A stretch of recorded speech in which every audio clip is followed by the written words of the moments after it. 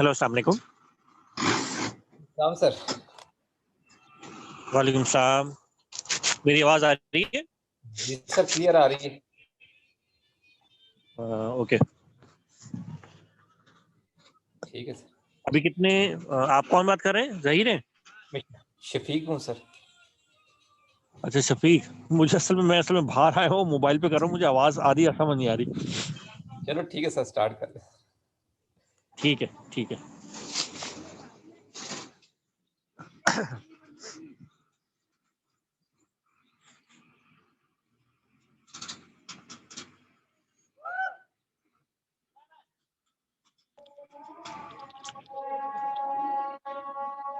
Hello, अस्सलाम वालेकुम। जी, वालेकुम सलाम। किसी के सवालात हैं तो पूछें काइंडली। सर, अगर मेरा क्वेश्चन है लेकिन सेकंड चैप्टर से रिलेटेड है, आप बता देंगे? जस्ट एक चीज का जी जी, जस्ट पूछें पूछना पूछें। है। हाँ हाँ, अच्छा पूछें। सर, में जो है ना इनविटेशन टू टेंडर, मुझे हाँ इसका हाँ, बताएंगे कि सर ये क्या चीज़ है? बस इसका थोड़ा सा मुझे कॉन्सेप्ट दे दें। ये बेसिकली ये चीज है कि जब अगर आपने सॉफ्टवेयर किसी से बनवाना होता है ना, या हमें बना बनाया खरीदना होता है। फॉर एग्जांपल, जी सर। आईसीएमए ने अपने लिए कोई सॉफ्टवेयर बनवाना है, तो आईसीएमए वाले क्या करेंगे कि अखबार में एक ऐड देंगे। अब कुछ लोग उसको आरएफपी कहते हैं, रिक्वेस्ट फॉर प्रपोजल, कुछ उसको इनविटेशन टू टेंडर कहते हैं। उसमें होता ये है कि जो लोग उसमें इंटरेस्टेड होते हैं ना, वो फिर अपनी रिक्वायरमेंट, अपनी स्पेसिफिकेशन, अपने फीचर्स और अपनी कोटेशन के साथ आते हैं कि भाई हम आपको ये चीज, ये फीचर्स इन इन पैसों में कर देंगे, इतना टाइम लगेगा। तो उसको बेसिकली इनविटेशन टू टेंडर कहते हैं, कि हम लोगों को कह रहे हैं कि वो अपनी कोटेशंस लेकर हमारे पास आए। We invite other people to give us some proposals. ये है इनविटेशन टू टेंडर। जी सर, ठीक है, क्लियर हो गया। Thank you. लास्ट टाइम मैंने कहा था कंप्लीट कर लिया था।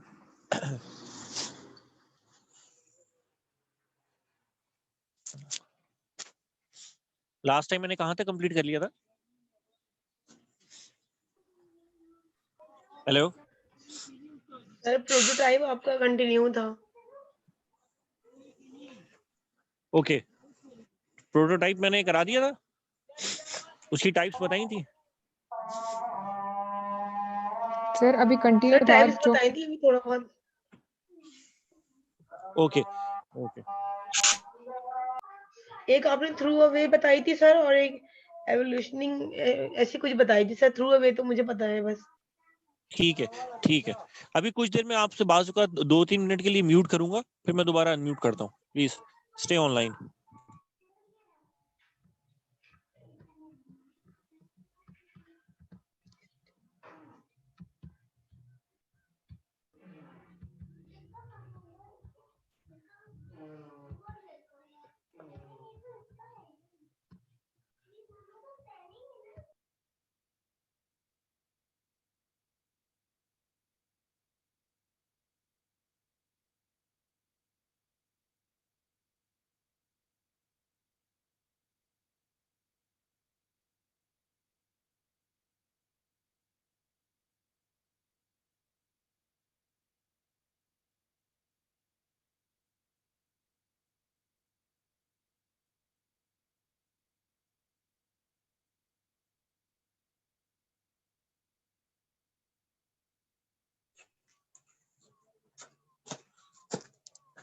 हेलो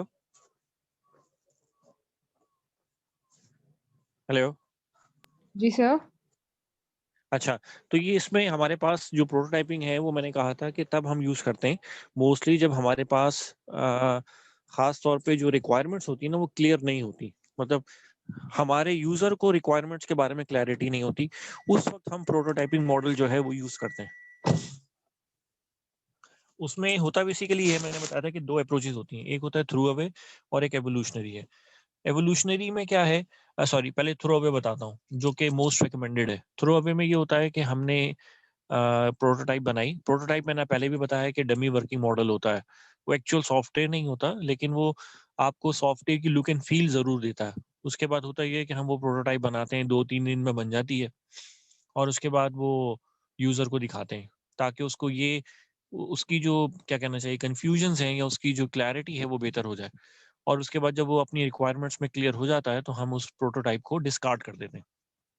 और उसके बाद बिल्कुल क्योंकि प्रोटोटाइप का मकसद है रिक्वायरमेंट्स के बारे में क्लैरिटी लेना, तो जब वो हो जाती है तो उसको डिस्कार्ड कर दिया और फिर जीरो से स्क्रैच से सॉफ्टवेयर को डेवलप करना शुरू किया, जैसा कि बाकी सॉफ्टवेयर्स को कर रहे होते हैं। तो ये हो गई थ्रू अवे। लेकिन मैंने बाज़ वक़्त बताया कि ऐसा होता है, जो बहुत बहुत कम होता है ऐसा, कि प्रोटोटाइप बनाई और वो यूज़र को इतनी पसंद आ गई कि यूज़र ने कहा कि बस मुझे अब यही चीज़ चाहिए, जैसे मैंने लास्ट टाइम मॉडल हाउस का बताया था। तो ये फिर एवोल्यूशनरी प्रोटोटाइप होती है।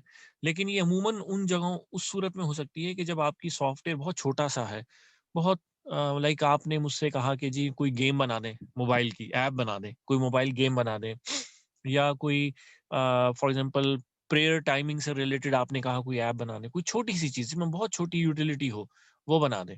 तो ये वहाँ तो इस वहाँ कॉन्सेप्ट अप्लाई हो सकता है।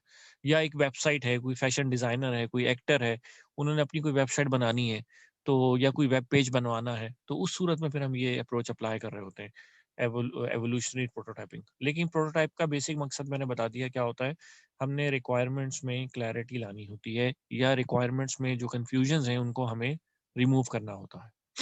ये तो हो गई प्रोटोटाइपिंग। अब हमने वाटरफॉल कर लिया, हमने स्पाइरल कर लिया, हमने एसडीएलसी कर लिया, हमने प्रोटोटाइपिंग कर लिया। अब हमारे पास जो नेक्स्ट अप्रोच है वो है एजाइल मॉडल, राइट? यहाँ तक किसी को कंफ्यूजन है तो मुझे बताएं। अस्सलाम वालेकुम सर। वालेकुम सलाम जी, हाफिज साहब।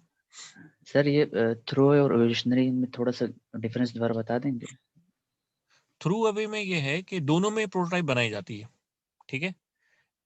थ्रो अवे में प्रोटोटाइप बनाई जाती है, यूजर को दिखाई जाती है, यूजर से फीडबैक ली जाती है। जब रिक्वायरमेंट्स वेल डिफाइन हो जाती हैं तो प्रोटोटाइप को डिस्कार्ड कर दिया जाता है, और जो रिक्वायरमेंट्स फाइनलाइज हुई हैं उनकी बुनियाद पे सॉफ्टवेयर को डेवलप किया जाता है। ये है throw away prototype. Evolutionary prototype क्या है? प्रोटोटाइप बनाई, प्रोटोटाइप दिखाई, यूजर से फीडबैक ली, वो फीडबैक एक्स्ट्रा ऑर्डिनरी पॉजिटिव आई, और यूजर ने कहा कि बस ये प्रोटोटाइप ही एक फाइनल सिस्टम है मेरा, this is what I require. ठीक। तो हमने प्रोटोटाइप बनाई थी, लेकिन शायद एक्सीडेंटली वो इतनी अच्छी बन गई कि वो उनकी फाइनल रिक्वायरमेंट्स को मीट कर गई। तो अब इसको कहेंगे कि अब इसमें क्या है कि इसमें थोड़ी बहुत चेंजेस करके प्रोटोटाइप को ही उनके फाइनल सिस्टम की शक्ल दे देते हैं। इसको कहते हैं एवोल्यूशनरी प्रोटोटाइप, कि prototype is evolved into a final system. ठीक। और कोई कंफ्यूजन? सर वो टेस्टिंग वाले फेजेस आप कह रहे थे, बताएंगे यहाँ पे आप टाइप्स जो थे? हाँ, वो मैं बता दूंगा। वो ये है कि आज के लेक्चर में या कल जहाँ पे मुझे कहीं ऐसा फील हुआ ना कि अब मेरा टॉपिक टाइम से पहले खत्म हो गया है, उस स्लॉट को मैं अवेल कर लूंगा, वो आप बेफिक्र ठीक। हैं। ठीक होगा सर। अच्छा, इसके अलावा कोई सवाल किसी का?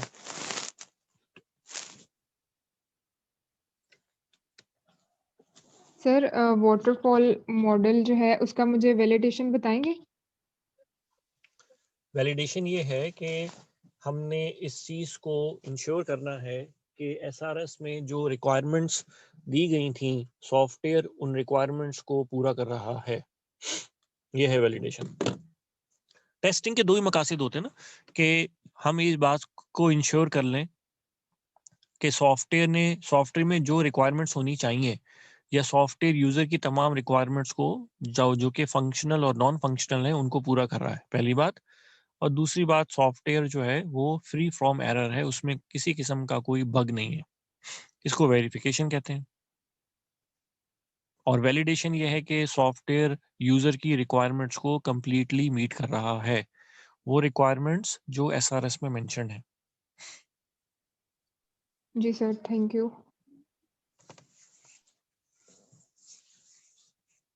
और कोई सवाल? अच्छा, अब एजाइल मॉडल जो है वो बेसिकली बिल्कुल लेटेस्ट मॉडल है और ये आजकल चलता है। ये जितने भी अभी हद तक हमने मॉडल पढ़े हैं, एसडीएलसी, वाटरफॉल, ये थोड़े से लेंथी मॉडल है। लेंथी मॉडल का मतलब ये है कि इनमें एक प्रॉब्लम ये है कि ये मॉडल्स ये कहते हैं कि आप पूरे सॉफ्टवेयर की जो लाइफ है उसकी प्लानिंग बिगिनिंग में कर लें। मैं रिपीट करता हूँ कि ये जो मॉडल्स हैं ये इस आइडिया के ऊपर बेस करते हैं कि पूरे एक सॉफ्टवेयर आपने बनाना है, उसकी एक लाइफ है, उस पूरी लाइफ का आप प्लान एट दी 0 डे कर लें before the beginning of any work. ठीक है। अच्छा, अब इसमें होता ये है कि जब आप एक चीज को प्लान कर लेते हैं, बहुत बहुत आगे का प्लान बहुत शुरू में कर लेते हैं, तो फिर बहुत सारी चीजें आप फोर्स ही नहीं कर पा रहे होते, जिसकी वजह से फिर बाद में जब एग्जीक्यूशन प्लान के मुताबिक नहीं होती तो फिर इश्यूज खड़े होते हैं। तो फिर बेहतर अप्रोच, तो लोगों ने क्या किया कि सॉफ्टवेयर इंडस्ट्री के लोगों ने कहा कि भाई ये अप्रोच जो है वो थ्योरेटिकल तो बहुत आइडियल महसूस होती है, लेकिन बेहतर यह है कि कोई ऐसी अप्रोच हो जो कि प्रैक्टिकल हो। तो फिर चूंकि अब मैं खुद मतलब मेरा तकरीबन सॉफ्टवेयर डेवलपमेंट का तकरीबन 12-13 साल का एक्सपीरियंस है, तो शायद इससे भी ज़्यादा, तो अब हमें खुद अंदाज़ा होता है कि प्रैक्टिकल चीज़ कुछ और होती है और जो चीज़ थ्योरी में होती है वो चीज़ डिफरेंट होती है। इसका ये कहने का मतलब नहीं कि थ्योरी में चीज़ गलत होती है, लेकिन प्रैक्टिकल चीज़ जो है वो थ्योरी से थोड़ी सी मोर डायनामिक होती है। थ्योरी जो है वो आइडियल सिचुएशंस को डिस्क्राइब कर रही होती है। अच्छा, अब होता ये है कि तो एजाइल बेसिकली एक एक अप्रोच है जिसमें ये कहा गया है, जिसमें 3-4 मेन पॉइंट्स हैं। पहला पॉइंट ये है कि आप जो है वो पूरे सॉफ्टवेयर की जो लाइफ है उसकी प्लानिंग, सारी प्लानिंग एक वक्त में ना करें। आप सॉफ्टवेयर की लाइफ को फेजेस में डिवाइड करें, ठीक है, छोटी छोटी फेजेस में, और फिर फेज वाइज प्लानिंग करें, फेज वाइज एग्जीक्यूशन करें, और फेज वाइज मॉनिटरिंग करें, और फेज वाइज रिव्यू करें। ठीक है, तो इसको कहते हैं एजाइल। अच्छा, दूसरा इन्होंने कहा कि बहुत बड़ी बड़ी टीम्स ना बनाएं, छोटी छोटी टीम्स बनाएं, स्मार्ट टीम्स बनाएं। ठीक है, और जो आपकी क्या कहना चाहिए सिचुएशन है उसको देखते हुए टीम्स को फॉर्मुलेट करें। मतलब अब हम क्या करते हैं, फॉर एग्जांपल अगर मैं प्रैक्टिकल चीज़ बताऊं, हम क्या करते हैं, हम ये करते हैं कि हमारे पास एक सॉफ्टवेयर आया, हमने कहा कि अब इसकी रिक्वायरमेंट गैदरिंग करनी है। अच्छा, हम क्या करेंगे, हम कहेंगे कि यार ओके, अब हमारे पास 15 दिन का टाइम है और 15 दिन में हमने रिक्वायरमेंट्स को फाइनलाइज करना है। तो हमने एक डेडलाइन सेट कर ली 15 दिन की, जो कि रियलिस्टिक डेडलाइन है। 15 दिन का मतलब 2 वर्किंग वीक्स हो गए। और फिर हमने क्या किया कि हमने कहा कि ठीक है कि 15 दिन में 4 लोग जो है सिर्फ रिक्वायरमेंट गैदरिंग के ऊपर काम करेंगे और हर शख्स का ये रोल होगा। ओके, उसके बाद हर शख्स जो है वो डेली बेसिस के ऊपर सुबह को बताएगा कि आज मैंने क्या करना है, और शाम को जब वो कंप्लीट कर लेगा तो अगले दिन फिर वो ये बताएगा कि मैंने पिछले दिन ये काम कर लिया है, अगर कोई काम नहीं हुआ तो इसमें ये इश्यूज थे, और जो काम आज करना है वो ये है। राइट, तो डेली बेसिस के ऊपर हम चीज़ों को शेयर कर रहे होते हैं। तो हमने क्या किया, टीम्स को छोटा बनाया, फेज को जो टारगेट्स हैं वो छोटे, बड़ा टारगेट तो ये है कि सॉफ्टवेयर डेवलपमेंट करना है, लेकिन छोटे छोटे टारगेट्स बना दिए। वो क्या है, रिक्वायरमेंट गैदरिंग करनी है। अब छोटा टारगेट बना दिया, उस टारगेट को अचीव करने के लिए एक टाइम डिफाइन कर लिया, 2 हफ्ते हैं। अगर वो हो गया ठीक, नहीं तो फिर 2 हफ्ते और एलोकेट कर देंगे। 4 बंदों की टीम बना ली, छोटी टीम बना ली, स्मार्ट टीम, हर एक को बता दिया तुमने क्या क्या काम करना है, और उसकी बेसिस के ऊपर कहा कि रोजाना की बेसिस के ऊपर आपने सबको एक दूसरे को अपनी प्रीवियस डे की जो परफॉर्मेंस है उसके बारे में बताना है, और इस तरह हम आगे चलते रहेंगे। और 15 दिन के बाद हमें करना है, हमारा फोकस क्या होता है कि हमने डेडलाइन को मीट करना है। अब डेडलाइन को मीट करने का मतलब ये है कि हमारा पूरा टारगेट है कि हमने 15 दिन के अंदर ये काम खत्म करना है। अब अगर बाज औकात काम को खत्म करने के लिए कहीं कहीं थोड़ा बहुत हम क्या करते हैं कि ठीक है, जो माइनर रिक्वायरमेंट्स हैं उनको प्रायोरिटाइज कर लेते हैं। मेजर काम क्या है, माइनर काम क्या है, तो मेजर काम को पहले कर लेंगे, माइनर काम को बाद में कर लेंगे। तो इस तरह के मॉडल को बेसिकली हम कहते हैं एजाइल मॉडल। तो एजाइल मॉडल बेसिकली क्या कहता है कि पूरे सॉफ्टवेयर डेवलपमेंट की लाइफ का प्लान एक गो में मत बनाओ, पहली बात, क्योंकि नहीं बना सकते, आप चीज़ों को प्रिडिक्ट नहीं कर सकते, बहुत बहुत फ्यूचरिस्टिक चीज़ों को, बहुत जो चीज़ें बहुत बाद में होनी है आप उनको फोर्स ही नहीं कर सकते। तो एक क्या कहते हैं रीजनेबल अमाउंट ऑफ टाइम का प्लान बनाओ, 2 हफ्ते 1.5 हफ्ता, जो आप चीज़ फोर्स ही कर सकते हो। मैं आपसे कहूँ कि 1 साल का प्लान बना लो, वो चले ही ना तो फायदा। तो 2 हफ्ते का प्लान बनाया, 2 हफ्ते का प्लान बनाने के लिए क्या किया, पहले ऑब्जेक्टिव डिफाइन किया, ऑब्जेक्टिव भी बहुत बड़ा डिफाइन नहीं किया, छोटा ऑब्जेक्टिव डिफाइन किया, एक तरह का बेबी स्टेप्स है। उसके लिए टाइम डेडलाइन डिफाइन कर दी, फिर टीम बना ली और उसकी बेसिस के ऊपर ये डिसाइड किया पहले दिन कि अब हम इन 2 हफ्तों में काम कैसे करेंगे। ये डिसाइड हो गया, उसके बाद बस काम करना शुरू कर दो और डेली बेसिस के ऊपर एक दूसरे के साथ क्या करो, काम शुरू करो। तो ये है बेसिकली क्या चीज़। और हाँ, डॉक्यूमेंटेशन पे बहुत ज़्यादा फोकस ना करो, जो चीज़ बहुत इंपॉर्टेंट है उसको डॉक्यूमेंट कर लो, अदरवाइज प्रोडक्टिव प्रोडक्टिव रहो, काम करो, जो जो चीज़ करने वाली है वो काम करना है। इस मॉडल को बेसिकली हम क्या कहते हैं, एजाइल मॉडल कहते हैं। ये बात कुछ समझ आई?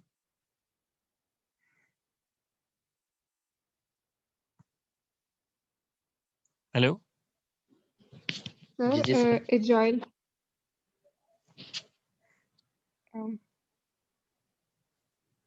मैं बोलूँ हाँ सर? क्या कह रहे हैं? जी जी सर बोले बोले।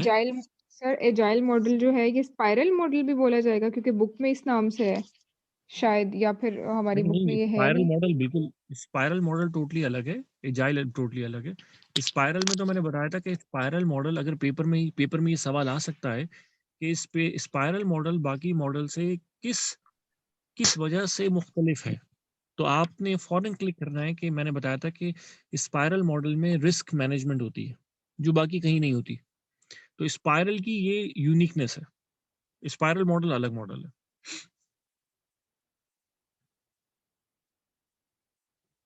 जी ठीक हो गया सर, क्लियर हो गया। और कोई सवाल? जी सर, मुझे ये पूछना था सर, ये आपने जो मॉडल बताया agile, spiral, prototype, waterfall, SDLC, ये भी सेम ऐसे ही मॉडल है जैसे एजाइल है आपका? सर हम इन बिल्कुल ऐसे सारों ही। में, ये तो मुझे सारे सेम लग रहे हैं, बहुत ही बिल्कुल बिल्कुल। छोटे से इनमें बहुत डिफरेंस है। बिल्कुल एग्जैक्टली बहुत माइन्यूट डिफरेंस है।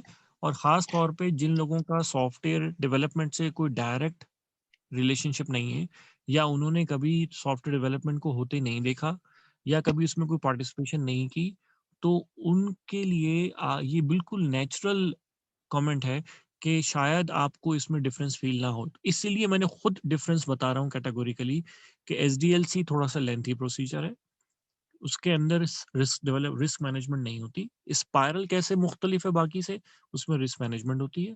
प्रोटोटाइप कम इस्तेमाल होता है जब हमें रिक्वायरमेंट्स की क्लैरिटी नहीं होती, या हमें कोई ऐसा सॉफ्टवेयर बनाना हो जिसमें बहुत ज़्यादा जो जीयूआई है, ग्राफिकल यूज़र इंटरफेस है, उसकी बहुत अहमियत का हामिल हो।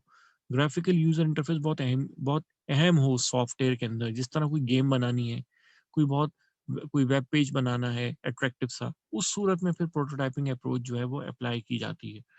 लेकिन अगर एक रियल सॉफ्टवेयर डेवलपमेंट की बात की जाए तो आजकल इंडस्ट्री के अंदर जो मौजूदा जो बेस्ट प्रैक्टिसेस कंसीडर की जाती हैं सॉफ्टवेयर डेवलपमेंट की, वो एजाइल डेवलपमेंट मॉडल है।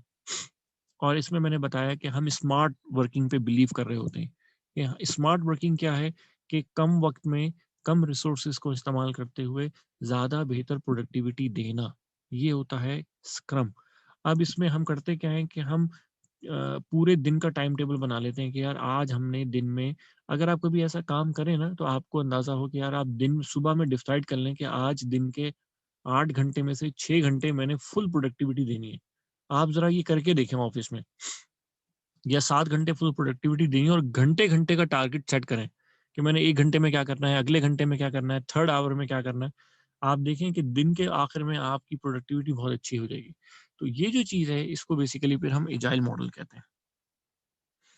क्यों? बाकी मॉडल्स में क्या होता था, पूरे लाइफ साइकिल की प्लानिंग कर रहे हैं, तो प्लानिंग करते करते ही बड़ा टाइम लग जाता था। फिर प्लान में कोई चेंज आ गई, फिर टाइम लग रहा है, तो ज्यादा टाइम प्लानिंग में कर लग रहा होता था। अब यहाँ क्या होता है, वो कहते हैं कि भाई प्लान ही छोटी चीज का बनाओ, छोटा टारगेट रखो, छोटा प्लान बनाओ, कम वक्त लगेगा, एग्जीक्यूशन पे ज्यादा फोकस करो, ये है फोकस। तो इसमें सर आप बेस्ट कह रहे हैं कि एजाइल मॉडल है। बिल्कुल, इस वक्त इंडस्ट्री के अंदर जो बेस्ट प्रैक्टिसेस फॉलो होती हैं सॉफ्टवेयर डेवलपमेंट की, वो एजाइल है। अच्छा, एजाइल के अंदर भी फर्दर भी वेरिएशंस आ गई हैं। इंटरेस्टिंग बात ये है, मैंने उसमें कहा था कि फॉर एग्जांपल एजाइल के अंदर एक अप्रोच है, उसको कहते हैं एक्सट्रीम डेवलपमेंट या एक्सट्रीम प्रोग्रामिंग। अच्छा, इसी तरह एक चीज है, उसको कहते हैं स्क्रम, SCRUM। तो एजाइल अप्रोच के अंदर जो इस वक्त सबसे अच्छी अप्रोच चल रही है वो है स्क्रम। अब स्क्रम का भी एक कोई वर्जन आ गया है, उसको हम कहते हैं स्क्रम बान, SCRUMBAN, स्क्रम बान। या एक और अप्रोच इसको कहते हैं कानबान, KANBAN, कानबान। तो एक स्क्रम है, एक स्क्रम बान है, BAN, और एक कानबान है, KANBAN। तो ये 3 अप्रोचेस हैं, लेकिन स्क्रम सबसे बेहतर है।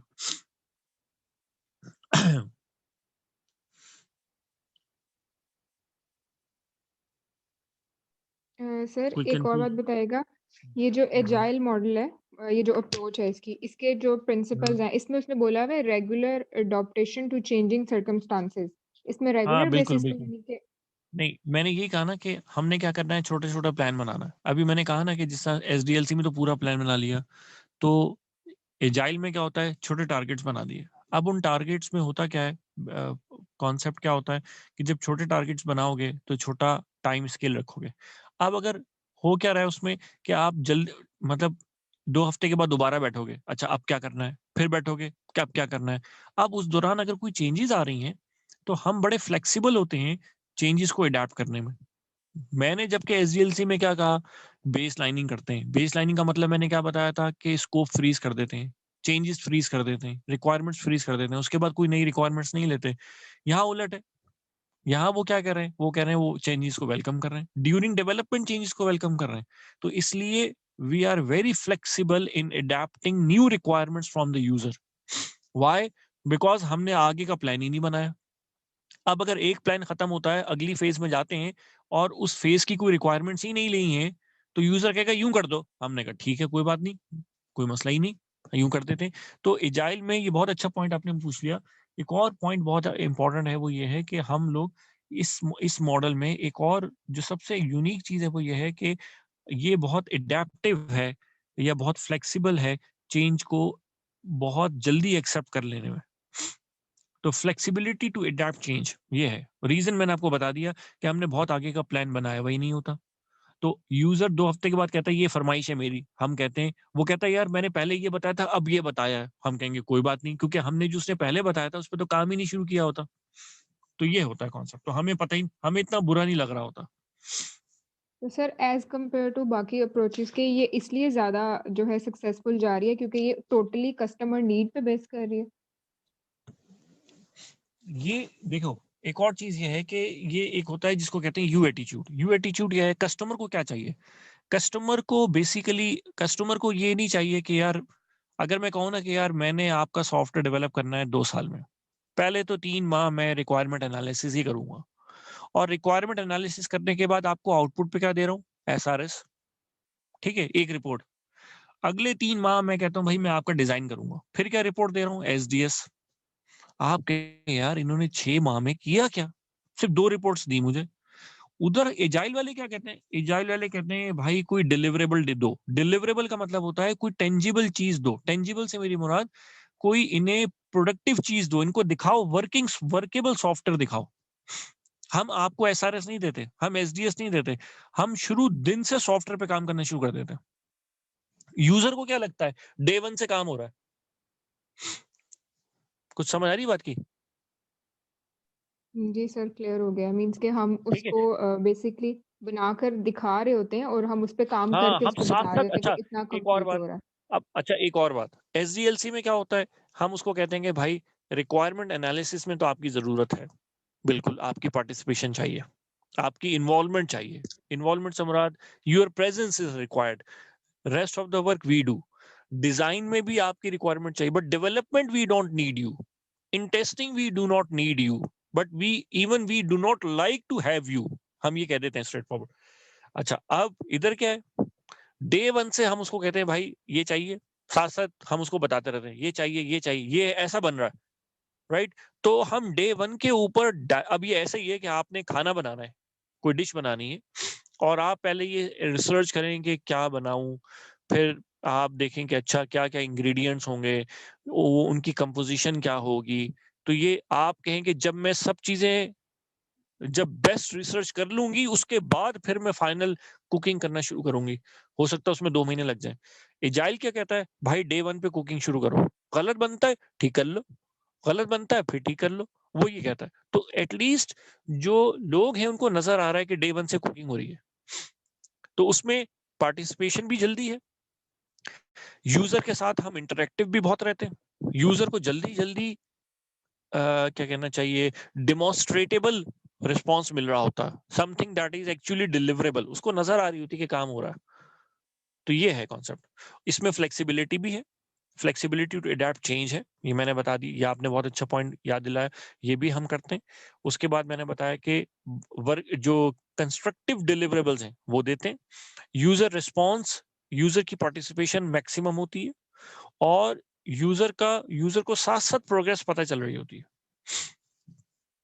सर इन अदर और वर्ड्स हम इसको ये बोलेंगे कि ये एजाइल डेवलपमेंट अप्रोच जो है ये बेसिकली यूजर फ्रेंडली अप्रोच होएगी ना, कि इसमें ये हो यूजर रहा है कि फ्रेंडली हम कह साथ लें, साथ या ये टेस्टिंग। बेसिकली यूजर ओरिएंटेड है। यूजर ओरिएंटेड का मतलब ये है कि हमें पता है कि यूजर को क्या चाहिए, हमें पता है कि यूजर जो है बहुत ज्यादा क्वालिटी पे, बहुत ज्यादा डॉक्यूमेंटेशन पे या आइडियल सिचुएशन पे डील नहीं करता। यूजर चाहता है कि कोई प्रोडक्टिव चीज हो, जिस तरह ऑफिस में बॉस है ना, बॉस को क्या चाहिए, बॉस को आउटपुट चाहिए। अब एक शख्स है जो बहुत आहिस्ता आहिस्ता काम कर रहा है लेकिन बहुत अच्छा काम कर रहा है, लेकिन प्रोडक्टिविटी स्लो है। उसके बरे से एक शख्स है जो बहुत स्मार्ट वर्क करता है, काम कर देता है, भले वो काम का तरीकाकार कुछ इतना अच्छा नहीं है, तो बॉस किसको लाइक करेगा? सर जो स्मार्ट काम कर रहा है जो स्मार्ट और काम स्लो करेगा, जो काम कर रहा है। प्रोडक्टिविटी दे रहा है, जो आउटपुट ओरिएंटेड है।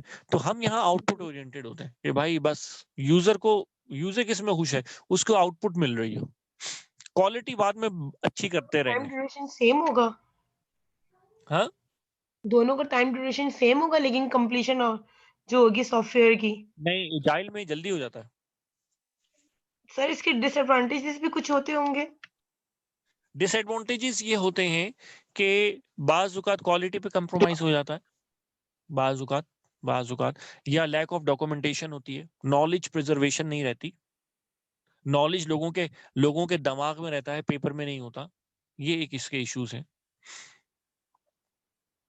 प्लानिंग इतनी अच्छी नहीं होती, मतलब प्लानिंग डॉक्यूमेंटेड फॉर्मल प्लानिंग नहीं कर रहे होते, ये इसके ड्रॉबैक्स हैं।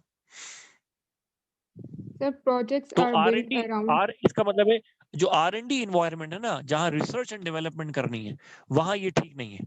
हाँ, जहाँ पे प्रैक्टिकल R&D से मुराद ये है कि मैंने एक फॉर एग्जांपल टैंक बनाना है, उसका सॉफ्टवेयर बनाना है। अब R&D में तो ये कोई डेडलाइन तो नहीं होती ना, वो तो आप रिसर्च कर रहे हैं, you take more time, right. more time you do on research, more good productivity you will have. लेकिन अगर हम एक कॉर्पोरेट सेक्टर की बात करें, तो जहाँ पे कमर्शियल प्रोडक्ट में बनानी है, तो वहां तो बहुत ज्यादा टाइम बाउंड होते हैं। तो फिर एक कमर्शियल प्रोडक्ट के लिए अप्रोच बहुत अच्छी है, लेकिन एक R&D इन्वायरमेंट के लिए ये अप्रोच शायद इतनी अच्छी सुटेबल ना हो।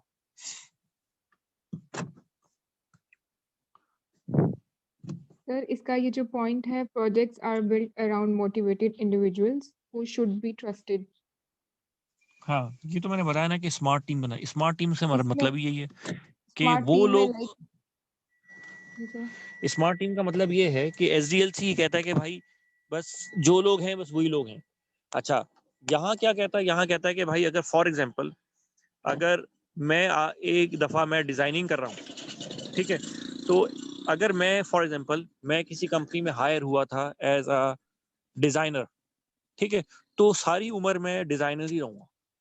अच्छा, ये लोग क्या कहते हैं, अच्छा हो सकता है कि यार मैं डिजाइनर से ज्यादा अच्छा डेवलपर हूँ। तो एजाइल कहता है कि यार अगर एक बंदे का शख्स किसी दूसरी अप्रोच में है ना, तो उसको ट्राई करा लो, गिव हिम एन अपॉर्चुनिटी।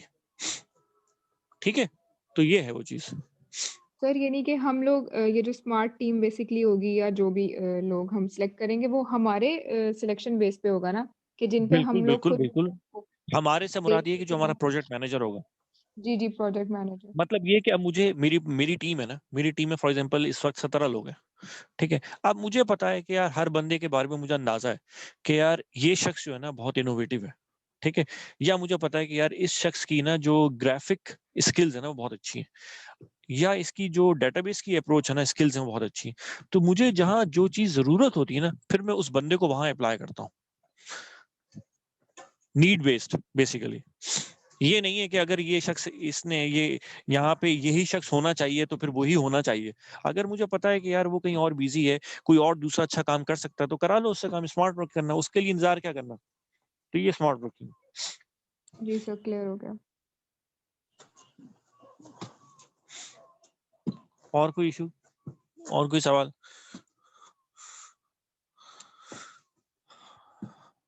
तो ये हमारा एजाइल वाला पॉइंट भी खत्म हो गया, ठीक है।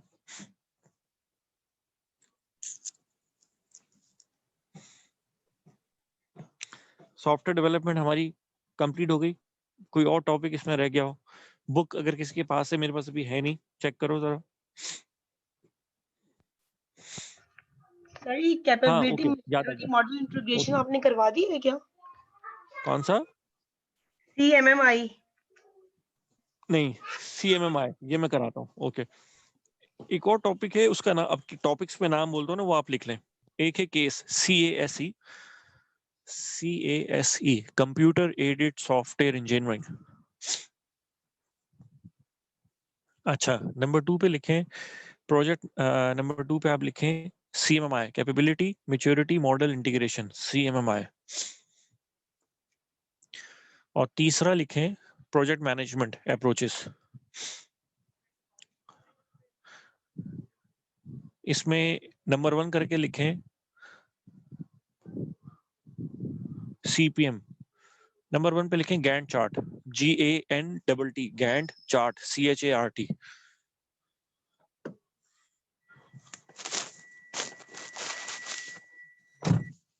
उसके बाद लिखें CPM क्रिटिकल पाथ मेथोडोलॉजी। और फिर तीसरा लिखें PERT program evaluation review technique.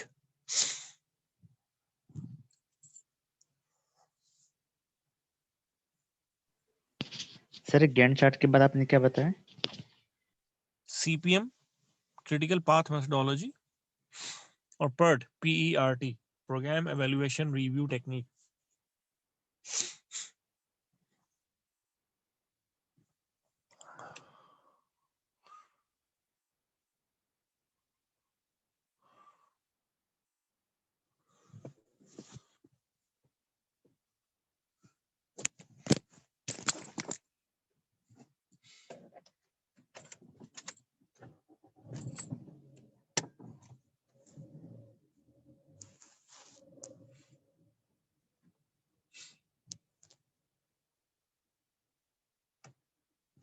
हाँ जी, समझ आई? ये लिख लिया? जी सर लिख लिया। PERT PERT। अच्छा, अब ये तीन जो है ना ये बेसिकली प्रोजेक्ट, अच्छा प्रोजेक्ट मैनेजमेंट, ये जो प्रोजेक्ट मैनेजमेंट की 3 अप्रोचेज हैं, तो ये भी मैं आपको पेपर में इनके बारे में लिखना नहीं आएगा, बस आपको इतना पता होना चाहिए कि इनका फर्क क्या है। इनके कुछ दो के फॉर्मूलाज है, एक CPM का एक फॉर्मूला है और PERT का एक फॉर्मूला है। तो इसके बारे में मैं आपको बता दूंगा, वो आपने चीजें नोट डाउन कर लेनी है। अच्छा, इससे पहले मैं आपको बता देता हूँ कि ये केस क्या है। केस जो है बेसिकली एक अप्रोच है जिसमें होता क्या है कि, अच्छा अब इसमें एक चीज मैं बताऊं कि हम जो सॉफ्टवेयर डेवलपमेंट करते हैं उसका बेसिक पर्पस क्या होता है? ऑटोमेशन। ऐसे ही है ना, ये मैंने बताया था मेनली।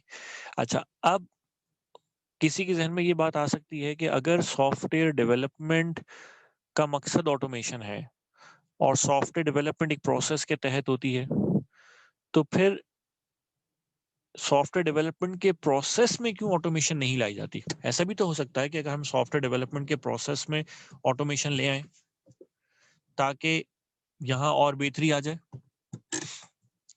है ना।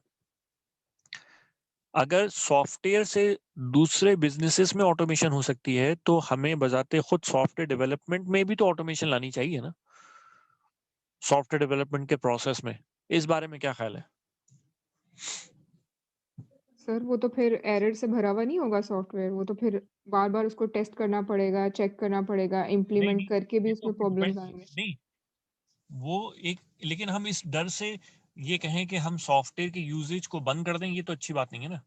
हम तो एक प्रपोजल दे रहे हैं कि हाँ, सॉफ्टवेयर डेवलपमेंट के प्रोसेस में अगर हम सॉफ्टवेयर ऑटोमेशन ले आए, ऑटोमेशन से मुराद मेरा ये नहीं है कि हम ह्यूमंस को रिप्लेस कर दें, ऑटोमेशन से मेरी मुराद ये होती है कि, या ऑटोमेशन से मुराद ये है कि जहाँ पे जो एक्टिविटीज जिसमें इंटेलिजेंस रिक्वायर्ड नहीं है, नंबर वन, या वो एक्टिविटीज जो कि वेल डिफाइंड हैं, राइट, जो कि जिसके अंदर किसी किस्म की आपको कॉमन सेंस की रिक्वायरमेंट नहीं है, आपको सोचने की काम नहीं करना है, डिजाइनिंग का काम नहीं करना है, तो वहाँ फिर आप क्या कर सकते हैं, वहाँ पे आप जो है वो ऑटोमेशन या सॉफ्टवेयर्स का इन्वॉल्वमेंट को इंक्रीज कर सकते हैं।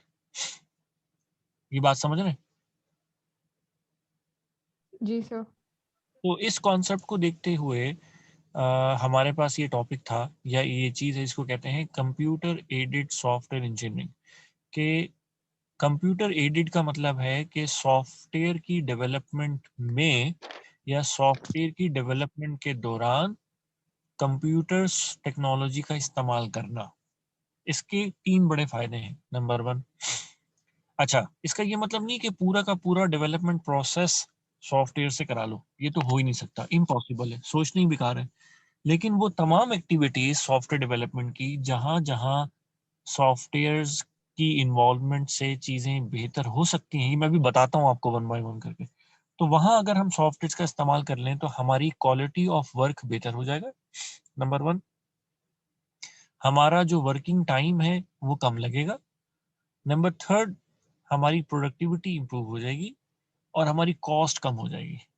ठीक है, और हम वो जो एफर्ट हम लगा रहे हैं उस एफर्ट को हम कहीं और इन्वेस्ट कर सकते हैं। अब मैं आपको वो शुरू से लेके आखिर तक वो अप्रोचेस बताता हूँ कि कहाँ कहाँ हम सॉफ्टवेयर का इस्तेमाल कर सकते हैं। ठीक है, अच्छा, computer aided software engineering tool जो है वो 2 किस्म के हैं। एक, सॉफ्टवेयर डेवलपमेंट की इब्तदाई फेजेस में जो सॉफ्टवेयर इस्तेमाल करते हैं उनको कहते हैं लोअर केस टूल्स, और वो सॉफ्टवेयर्स जो सॉफ्टवेयर डेवलपमेंट की लेटर स्टेजेस में यूज होते हैं उन टूल्स को कहते हैं अपर केस टूल्स। तो केस टूल्स को भी 2 हिस्सों में डिवाइड किया गया है, लोअर केस टूल और अपर केस टूल।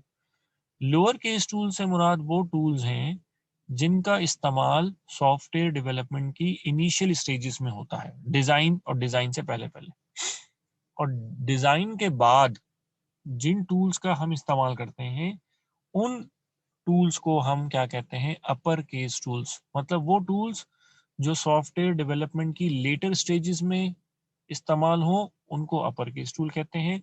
वो टूल्स जो सॉफ्टवेयर डेवलपमेंट की इनिशियल स्टेजेस में इस्तेमाल हो उनको लोअर केस टूल्स कहते हैं। अच्छा, अब इंडस्ट्री के अंदर कुछ कंपनीज लोअर केस टूल्स बनाती हैं, कुछ सिर्फ अपर केस टूल्स बनाती हैं, और कुछ क्या करती हैं, कुछ कंपनीज ऐसी भी हैं जो कि लोअर और अपर केस दोनों बनाती हैं और कहती हैं कि हमसे पूरे डेवलपमेंट लाइफ साइकिल का ले लो। इसको हम कहते हैं I CASE, integrated CASE tools. I CASE tools, integrated CASE tools, तो एक लोअर हो गए, अपर हो गए, और एक हो गए आई केस, इंटीग्रेटेड केस टूल्स। ये बात क्लियर हो गई? सर ये आई सर केस टूल मतलब इसमें दोनों का कॉम्बिनेशन होगा? दोनों मिला लो तो आई केस टूल होते हैं, लेकिन ज्यादा बेहतर कौन सा अच्छा होता है, या तो अलग से लोअर लो या अपर लो। उसकी रीजन, आई केस में वैरायटी तो बहुत होगी, मतलब पूरी लाइफ साइकिल कवर होगी, लेकिन डेप्थ कम होगी। तो लोअर केस टूल अगर अलग से लोगे तो उसमें सिर्फ वो इनिशियल फेजेस को तो एड्रेस कर रहा होगा, लेकिन उसमें जो डेप्थ होगी, जो डेप्थ से मेरी मुराद जो उसके अंदर स्पेशलाइजेशन होगी वो ज्यादा होगी। क्लियर हो गई बात?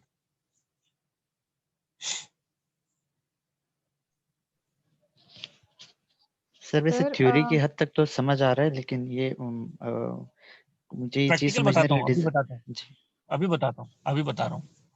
अभी तो वैसे भी इंट्रोडक्शन दे दिया ना, अब मैं बताता हूँ कि कहाँ कहाँ सॉफ्टवेयर टूल इस्तेमाल हम प्रैक्टिकली कहाँ करते हैं वो बताता हूँ।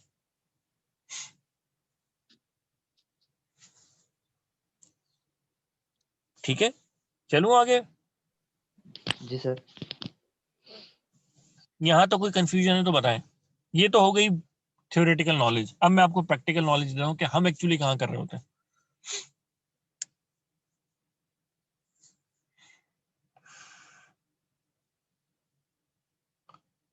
यहाँ तक किसी का कोई सवाल? सर समझ नहीं आया, एग्जांपल्स के साथ थोड़ा सा समझा दें। हाँ वही मैं अभी तो एग्जांपल्स में देने लगा हूँ ना, अभी तो मैंने एग्जांपल्स ही नहीं दी। जी सर।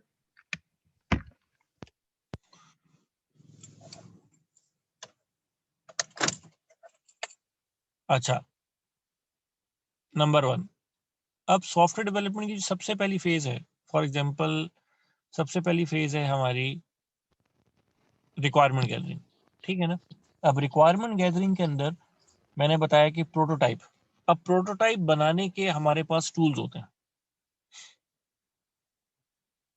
ठीक है। इसका अब आप लिखते जाएं कहाँ कहाँ टूल्स इस्तेमाल हो रहे हैं। Prototype development number 1।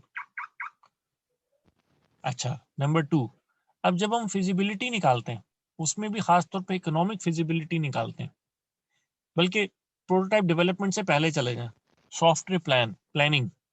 तो सॉफ्टवेयर की जो प्लानिंग है वो हम एक टूल्स में करते हैं, मुख्तलिफ प्रोजेक्ट मैनेजमेंट के टूल्स होते हैं।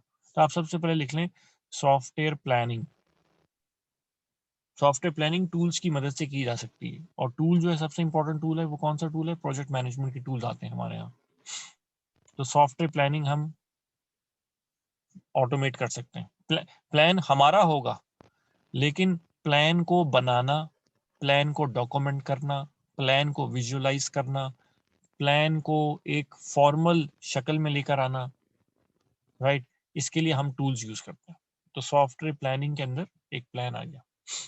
सॉफ्टवेयर प्लानिंग हम टूल की मदद से, मतलब कहने का मकसद ये है कि पूरा प्लानिंग वो टूल नहीं करके दे रहा, टूल हमें प्लानिंग में असिस्टेंस दे रहा है, ठीक है। तो पहली बात ये हो गई। दूसरी बात, जब हम सॉफ्टवेयर की कॉस्टिंग कर रहे होते हैं, कॉस्ट एस्टिमेशन कर रहे होते हैं, तो हमारे यहाँ मुख्तलिफ किस्म के फाइनेंशियल टूल्स हैं, जिन ये तो खैर आप लोगों को भी पता हो, जैसे आप एक्सेल के अंदर कॉस्टिंग कर सकते हैं ना,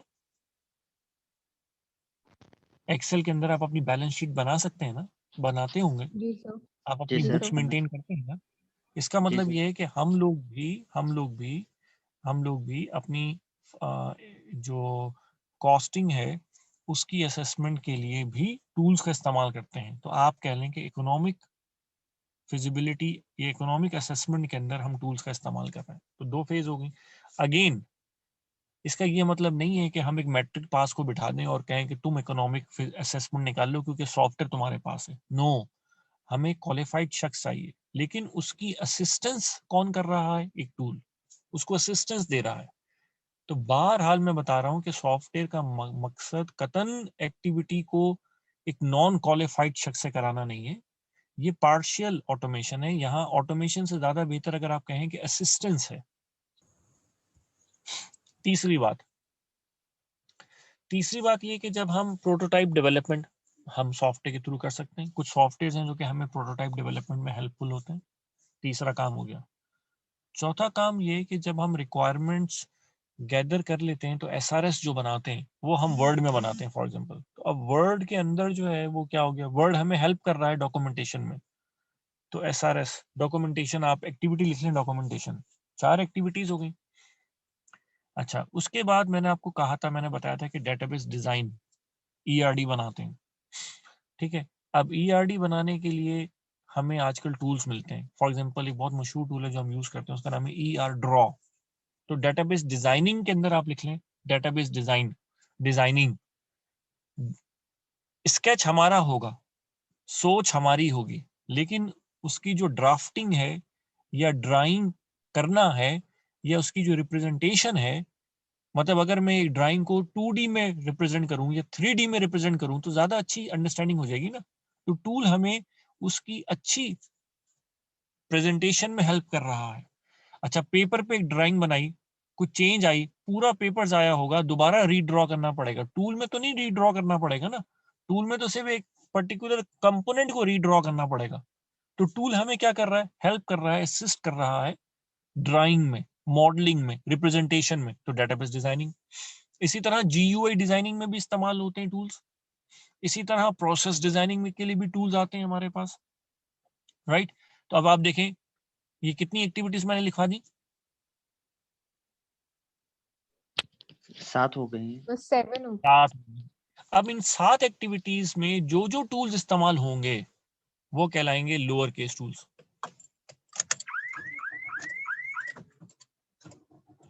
समझ आई बात की? वो क्या कहलाएंगे, लोअर केस टूल्स, क्योंकि वो सॉफ्टवेयर डेवलपमेंट की इनिशियल फेजेस में है। ये लोअर केस टूल्स हो गए। अब लिखें, अब मैं आगे लिखें अपर केस टूल्स के लिए। अब लिखें सबसे पहले नंबर 1 लिखें प्रोग्रामिंग, नंबर 2 पे लिखें सोर्स कोड ट्रांसलेशन,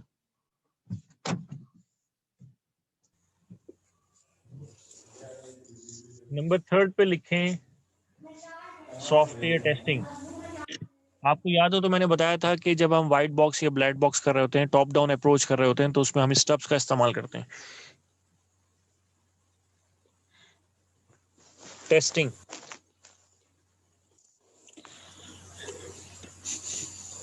सर इस स्टेप से मुराद भी 3rd पर्सन अप्रोच है।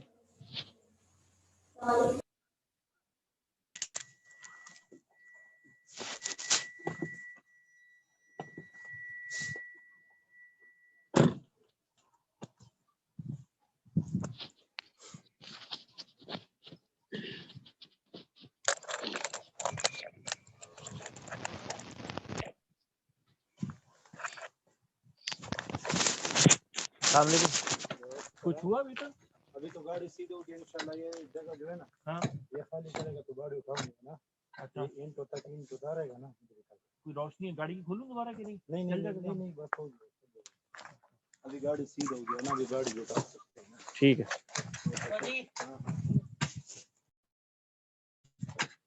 मुझे टॉर्च नीचे करो ना ताकि नजर आए उन्हें।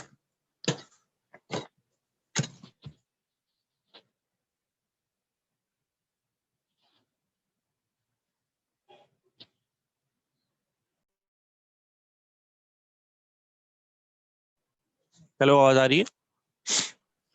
जी सर। सर। सर इस स्टेप से मुराद भाई 3rd पर्सन है ना? स्टेप से मुराद बेसिकली वो सॉफ्टवेयर है जो कि सॉफ्टवेयर में बग्स को निकालता है, बग्स फाइंडिंग के लिए इस्तेमाल होता है। तो मैंने कहा था ना कि आजकल हम सॉफ्टवेयर टेस्टिंग जो है, जिस तरह मैंने आपको कहा था फजिंग बताई थी, इनपुट वैलिडेशन बताई थी, तो हम आजकल ऑटोमेटेड टूल्स अवेलेबल होते हैं जिनसे हम सॉफ्टवेयर को टेस्ट कर रहे होते हैं। तो बहरहाल अभी आप लिखें, सबसे पहले मैंने काम बोला ना प्रोग्रामिंग। प्रोग्रामिंग में हमारे पास टूल्स हैं जो कि हेल्प करते हैं। नंबर 1 लिख लिया प्रोग्रामिंग। नंबर 2 लिखें सोर्स कोड ट्रांसलेशन। वो मैंने आपको बताया था ना, कंपाइलर और इंटरप्रेटर, ये भी सॉफ्टवेयर्स होते हैं।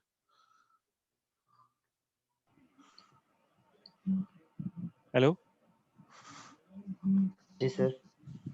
अच्छा, एक और बात ये कि अगर मेरा कनेक्शन डिस्कनेक्ट हो जाए ना बीच में, अभी मैं असल में बाहर निकला हूँ, बाहर आया हूँ, तो मैं अभी मोबाइल से आप लोगों को पढ़ा रहा हूँ, तो प्रॉबेबली मेरी भी मोबाइल की बैटरी 15% है, तो 10-15 मिनट चल जाएगी। अगर बीच में डिस्कनेक्ट होता है तो मैं 10-15 मिनट के गैप के बाद दोबारा ऑनलाइन आ जाऊंगा, ठीक है? ओके जी सर। ये मैं आपको इसलिए बता रहा हूँ ताकि ये ना हो कि वो फिर समझ ही नहीं आएगा कि हुआ क्या, एकदम इसलिए पहले बता रहा हूँ, ठीक है? तो ओके सर। आप लोग 10-15 मिनट का ब्रेक ले लेना, उसके बाद मैं फिर इंशाल्लाह आ जाऊंगा। अभी टाइम क्या हो रहा है, जरा मुझे बताओ। 8 बज गए हैं सर। 8 बज गए, ओके, ठीक है। तो बहरहाल तो ये हम क्या कहते हैं, सोर्स कोड ट्रांसलेशन हो गई। अच्छा, जिसमें मैंने बताया था कंपाइलर होते हैं, इंटरप्रेटर्स होते हैं, ये भी सॉफ्टवेयर्स होते हैं। चैप्टर खत्म फिर हो लिखें जाएगा। डीबगिंग। हाँ, खत्म आज करेंगे इंशाल्लाह। मैं इसलिए पहले बता रहा हूँ कि अगर बीच में वेट अगर आए तो 15 सिर्फ मुझे 20 मिनट देने हैं। जब मोबाइल मेरा बंद होगा उसके बाद से 20 मिनट के बाद मैं ऑनलाइन आ जाऊंगा, क्योंकि जिस जगह पे हूँ वहां से घर पहुंचने में मुझे 20 मिनट लगेंगे, ठीक है? जी सर, ठीक है।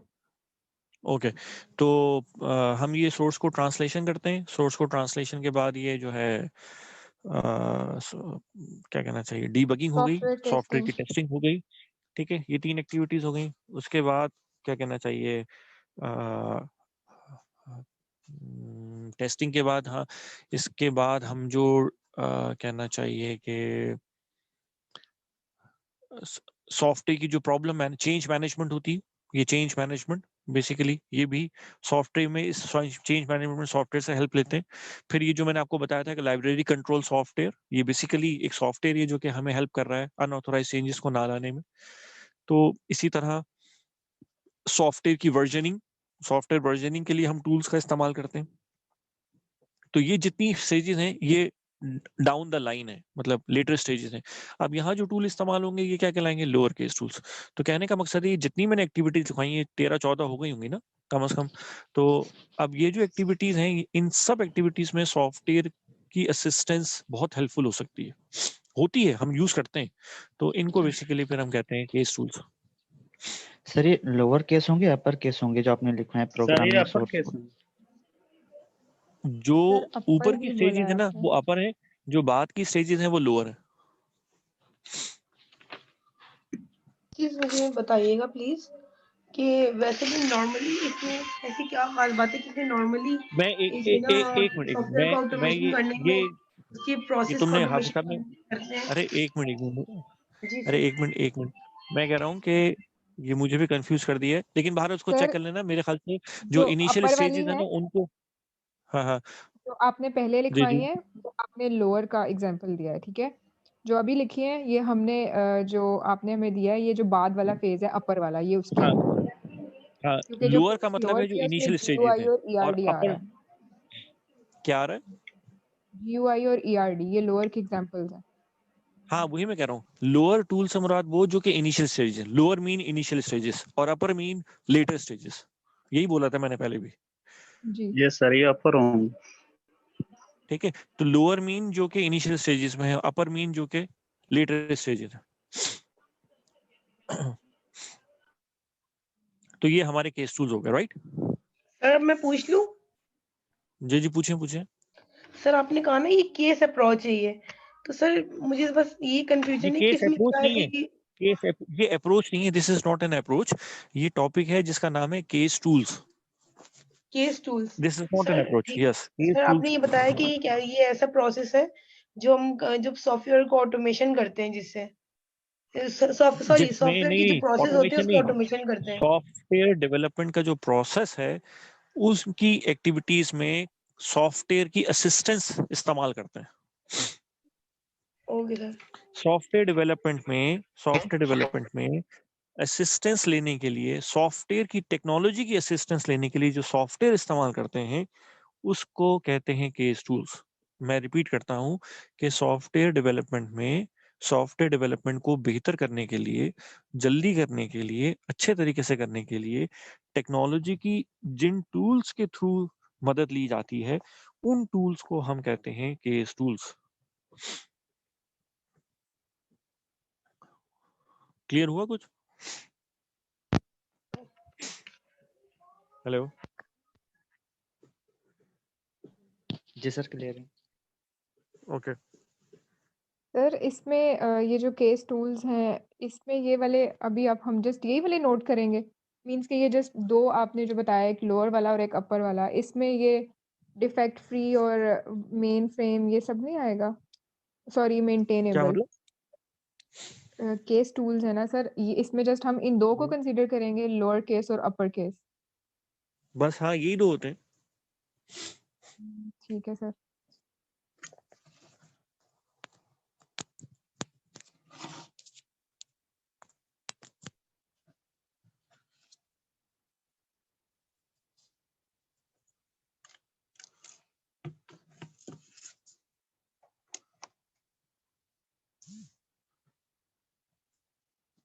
और कोई चीज? नो सर क्लियर है।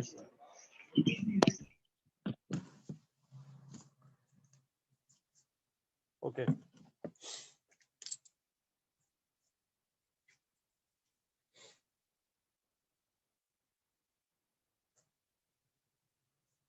अब अगला प्रोसेस है CMMI का। ठीक है, अगला टॉपिक है वो है CMMI। जी सर। ओके, ये जो CMMI है इसका बेसिकली इसको कहते हैं कैपेबिलिटी मैच्योरिटी मॉडल इंटीग्रेशन। जी सर। ठीक है, ये क्या है?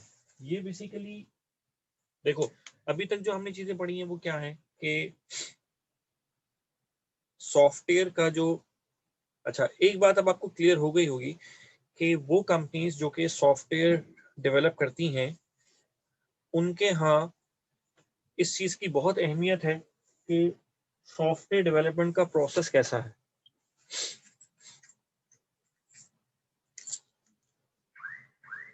है ना? ये जी बात सर। कुछ क्लियर हुई? क्योंकि जितना अच्छा सॉफ्टवेयर डेवलपमेंट का प्रोसेस होगा इसका मतलब ये है कि उतनी ही अच्छी प्रोडक्ट होगी। सर ये अच्छा किस पॉइंट ऑफ व्यू से होगा? यूजर पॉइंट ऑफ व्यू से?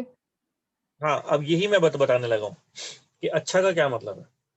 अच्छा जी का सर। मतलब ये होता है कि आपका सॉफ्टवेयर को डेवलप करने का जो प्रोसेस है वो जितना वेल डिफाइंड होगा,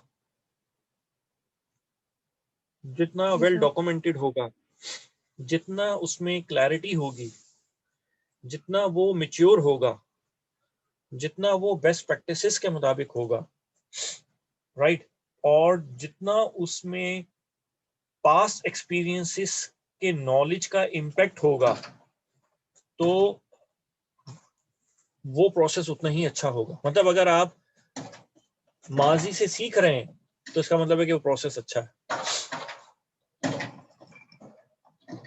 कुछ क्लियर हुई? जी सर, हो गया।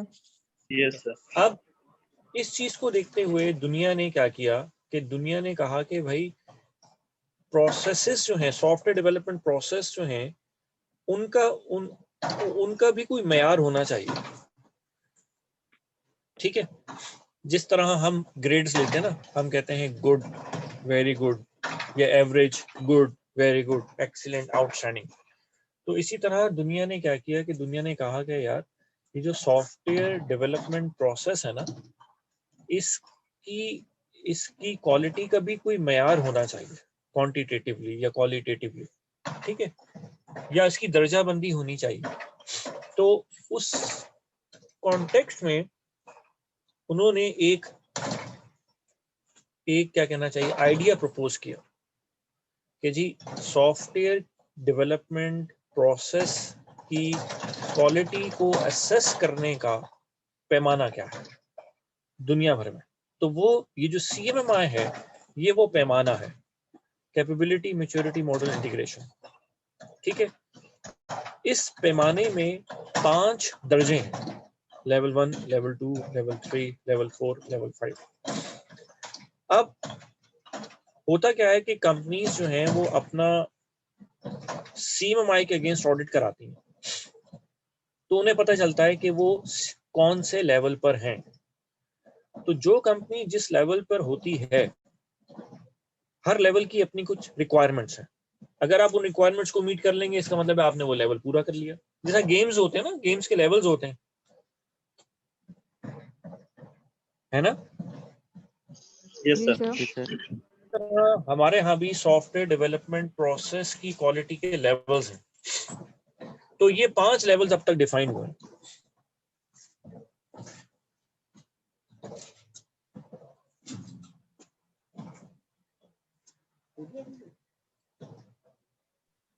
सर जैसे वो किसी भी प्रोडक्ट की क्वालिटी के लिए ISO से वो सर्टिफिकेट लेते हैं, ऑडिट करवाते हैं, इसी तरह से ये भी है क्या?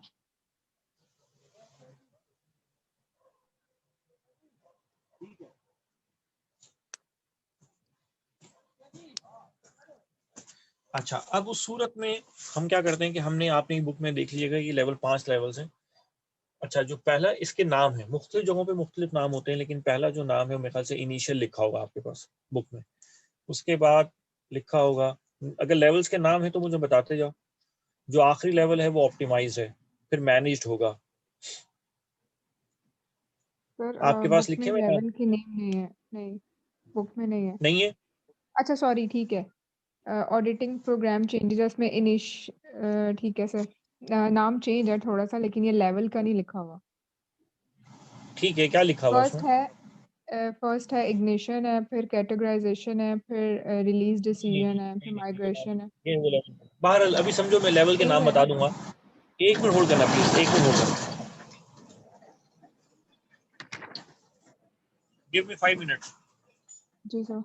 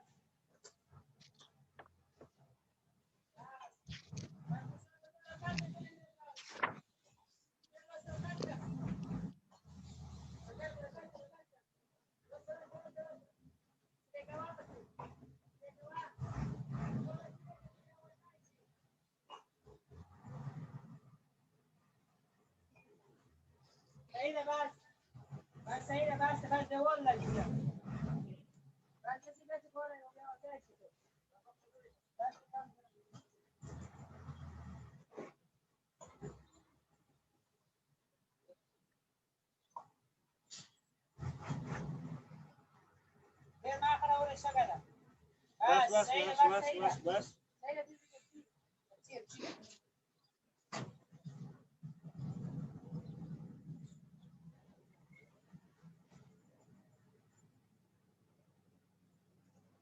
बुझाई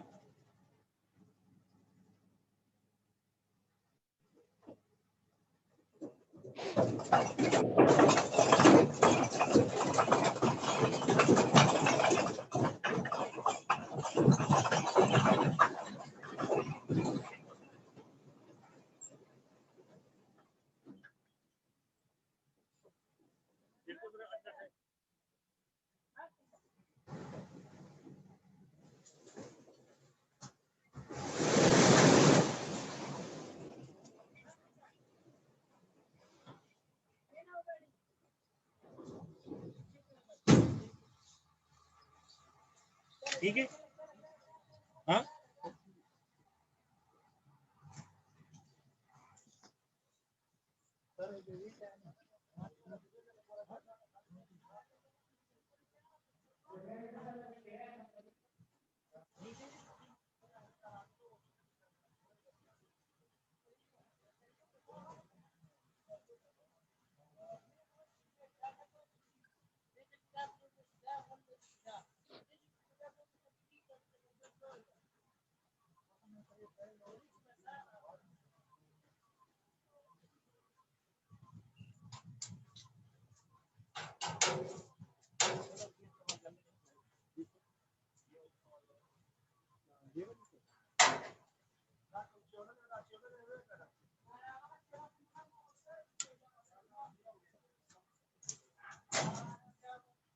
ये गिनो जरा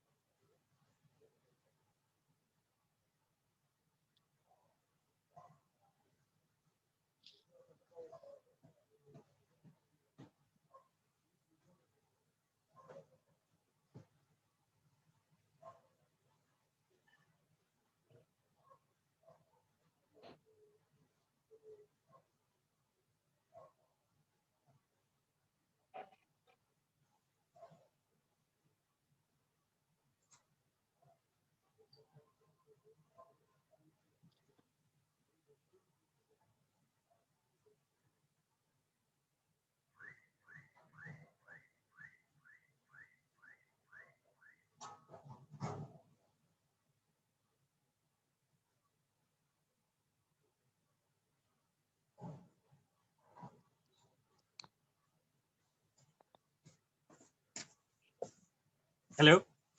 जी सर। हाँ जी। अच्छा, तो ये CMMI में हमारे पास 5 लेवल्स हैं बेसिकली। इसमें हमारा जो पहला लेवल है वो तो है इनिशियल का, ठीक है। नाम मैं आपको बता दूंगा। इसमें इनिशियल होता है नॉर्मली, आखिरी ऑप्टिमाइज होता है बहरहाल। सर इनिशियल सेकंड लेवल जो है है मैनेज्ड, उसमें, हाँ सेकंड मैनेज लेवल है, मैनेज्ड है, और थर्ड है डिफाइंड, डिफाइंड, बिल्कुल फोर्थ है क्वांटिटेटिवली मैनेज्ड, ठीक है, और लास्ट है ऑप्टिमाइज्ड, ऑप्टिमाइजिंग। ठीक है। हमारी बुक अच्छा में नहीं है बाहर, लेकिन ये मैंने कहीं और से पढ़े।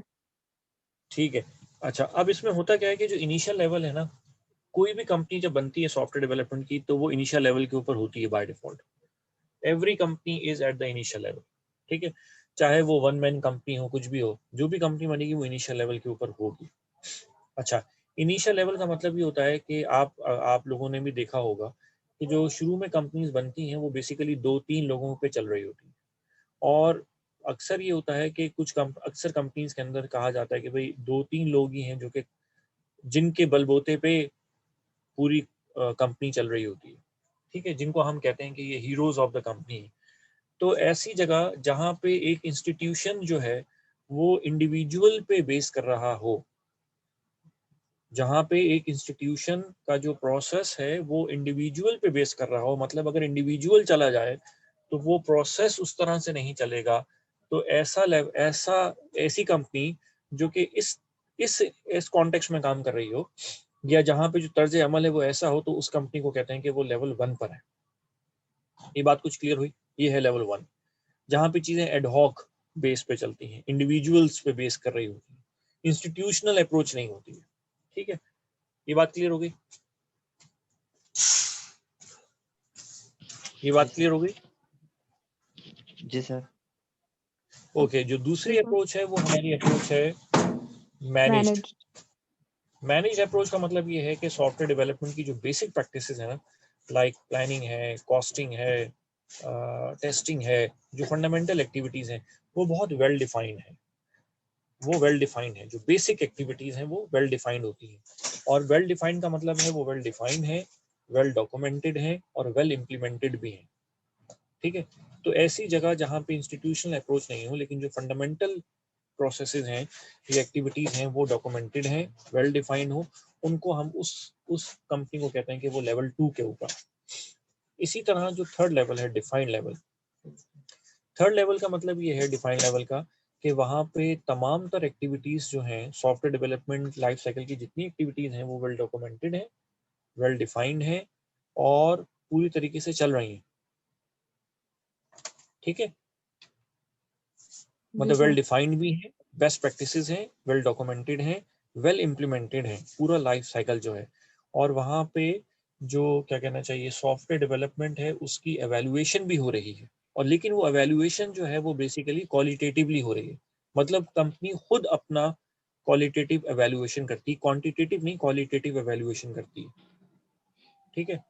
अच्छा, जो सर चौथी अप्रोच है उसमें क्या होता है, एक मिनट मैं ये कंप्लीट कर दूं।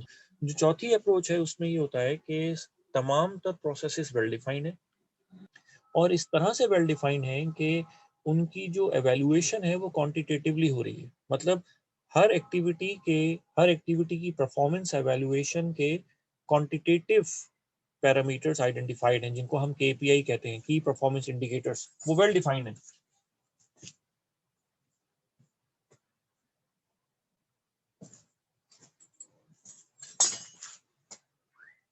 ठीक है। ये बात क्लियर हो जी रही है? सर। जी सर। अच्छा, अब उस सूरत में हमारे पास सर ये जो एक्सक्यूज मी सर, जी जी बिल्कुल भी क्लियर नहीं हो रही। एक तो आपकी आवाज भी कभी कभी जो है ना नहीं आती है, बीच में इतनी डिस्टरबेंस है, और बुक में भी अवेलेबल अभी नहीं है टॉपिक, तो ये किस तरह हम पढ़ सकते हैं इसको? मुझे तो बिल्कुल भी क्लियर नहीं हो रहा है ये। मैं अभी रिपीट कर देता हूँ उसको, कोई इशू नहीं है। Okay sir. पहली जो अप्रोच है मैंने बताया कि वो क्या है, कि आपके पहली अप्रोच जो है उसको बेसिकली हम कहते हैं इनिशियल अप्रोच, ठीक है। जो फर्स्ट लेवल है, फर्स्ट लेवल में क्या होता है कि जो तमाम प्रोसेसेस हैं सॉफ्टवेयर डेवलपमेंट के, वो कुछ लोगों पे उनका इन्हिसार है। आपके पास 2-3 बहुत काबिल लोग हैं जो कि बहुत अच्छी डेवलपमेंट कर रहे हैं, जिसकी वजह से कंपनी का सॉफ्टवेयर डेवलपमेंट बहुत अच्छा है। तो जब ऐसी अप्रोच हो या ऐसी कंपनी हो कि जहाँ पे जो डेवलपमेंट है वो 2-3 एक्स्ट्रा ऑर्डिनरी जो लोग हैं उनके ऊपर बेस कर रहा हो, तो फिर हम इस तरह के अप्रोच को कहते हैं जो आपका ये इनिशियल अप्रोच है, ये इनिशियल लेवल है। और मैंने बताया था कि जो कंपनी है, हर कंपनी जो होती है वो बाय डिफॉल्ट इनिशियल लेवल के ऊपर होती है।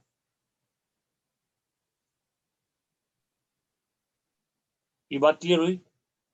जी सर। ओके, 1 मिनट होल्ड करना प्लीज।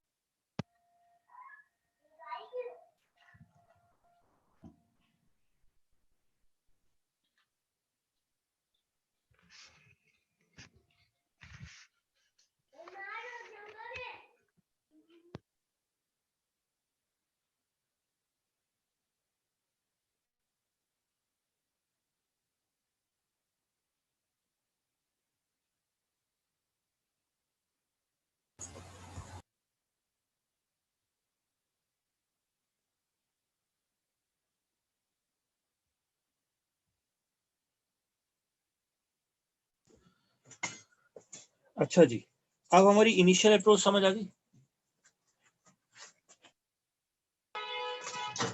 Ji sir.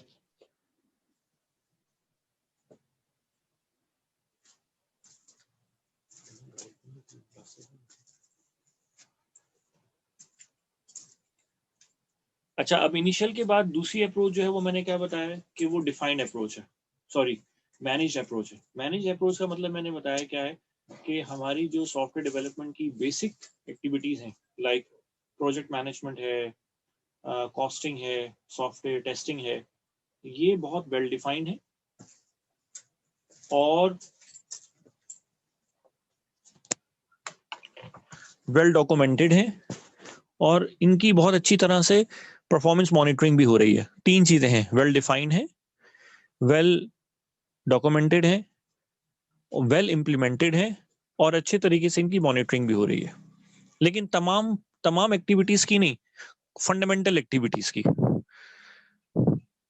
तो जो कंपनी इस तरह से काम कर रही है वो कौन से लेवल पे होगी? मैनेज लेवल के ऊपर होगी। अब कंपनी क्या करती है कि वो अपना आहिस्ता आहिस्ता लेवल बढ़ाती है, ठीक है। तीसरा लेवल कौन सा है? मैनेज्ड। मैनेजमेंट क्या है कि तमाम कंपनीज, जो कंपनी है उसके अंदर तमाम प्रोसेसेस वेल डिफाइंड है, वेल डॉक्यूमेंटेड है, लेकिन उसके अंदर रिस्क मैनेजमेंट भी हो रही है। उसके अलावा वो अपनी परफॉर्मेंस एवेल्युएशन भी कर रहे हैं और जो एवेल्युएशन कर रहे हैं वो एवेल्युएशन क्वालिटेटिवली हो रही है। मतलब कि उनके अंदर इतनी मैच्योरिटी है कि वो ना सिर्फ अपनी तमाम प्रोसेसेस को, तमाम एक्टिविटीज को उन्होंने वेल आइडेंटिफाई किया हुआ है, वेल डॉक्यूमेंटेड किया हुआ है, वेल इम्प्लीमेंटेड है, वेल मॉनिटर्ड है, और बल्कि जो मॉनिटरिंग है, जो एवेल्युएशन है, वो क्वालिटेटिवली हो रही है। तो ऐसी कंपनी जो इस लेवल पर हो उसको कहते हैं कि वो क्या है? डिफाइंड लेवल है। चौथा लेवल क्या है कि कंपनी जो अपनी एवेल्युएशन कर रही है वो क्वालिटेटिवली नहीं कर रही, बल्कि कंपनी अपनी सॉफ्टवेयर डेवलपमेंट का जो एक्टिविटी है या जो प्रोसेस है उसकी एवेल्युएशन क्वांटिटेटिवली कर रही है। क्वांटिटेटिव एवेल्युएशन जो होती है वो ज्यादा स्ट्रिक्ट होती है और ज्यादा उसका क्राइटेरिया हार्ड होता है, उसकी कंप्लाइंस ज्यादा स्ट्रिक्ट होती है, लेकिन इससे एवेंचुअली आपका क्वालिटी का मेयार इंप्रूव होता है। तो ऐसी कंपनी जो कि अपने सॉफ्टवेयर डेवलपमेंट की एवेल्युएशन खुद कर रही हो या करा रही हो थर्ड पार्टी से, और एवेल्युएशन भी उसने केपीआईज आइडेंटिफाई किए हुए हों, जिसको कहते हैं की परफॉर्मेंस इंडिकेटर्स। जिस तरह किसी मुल्क की इकोनॉमी के परफॉर्मिंग इंडिकेटर्स होते हैं, तो वो जो कि इंटरनेशनली रिकग्नाइज्ड होते हैं।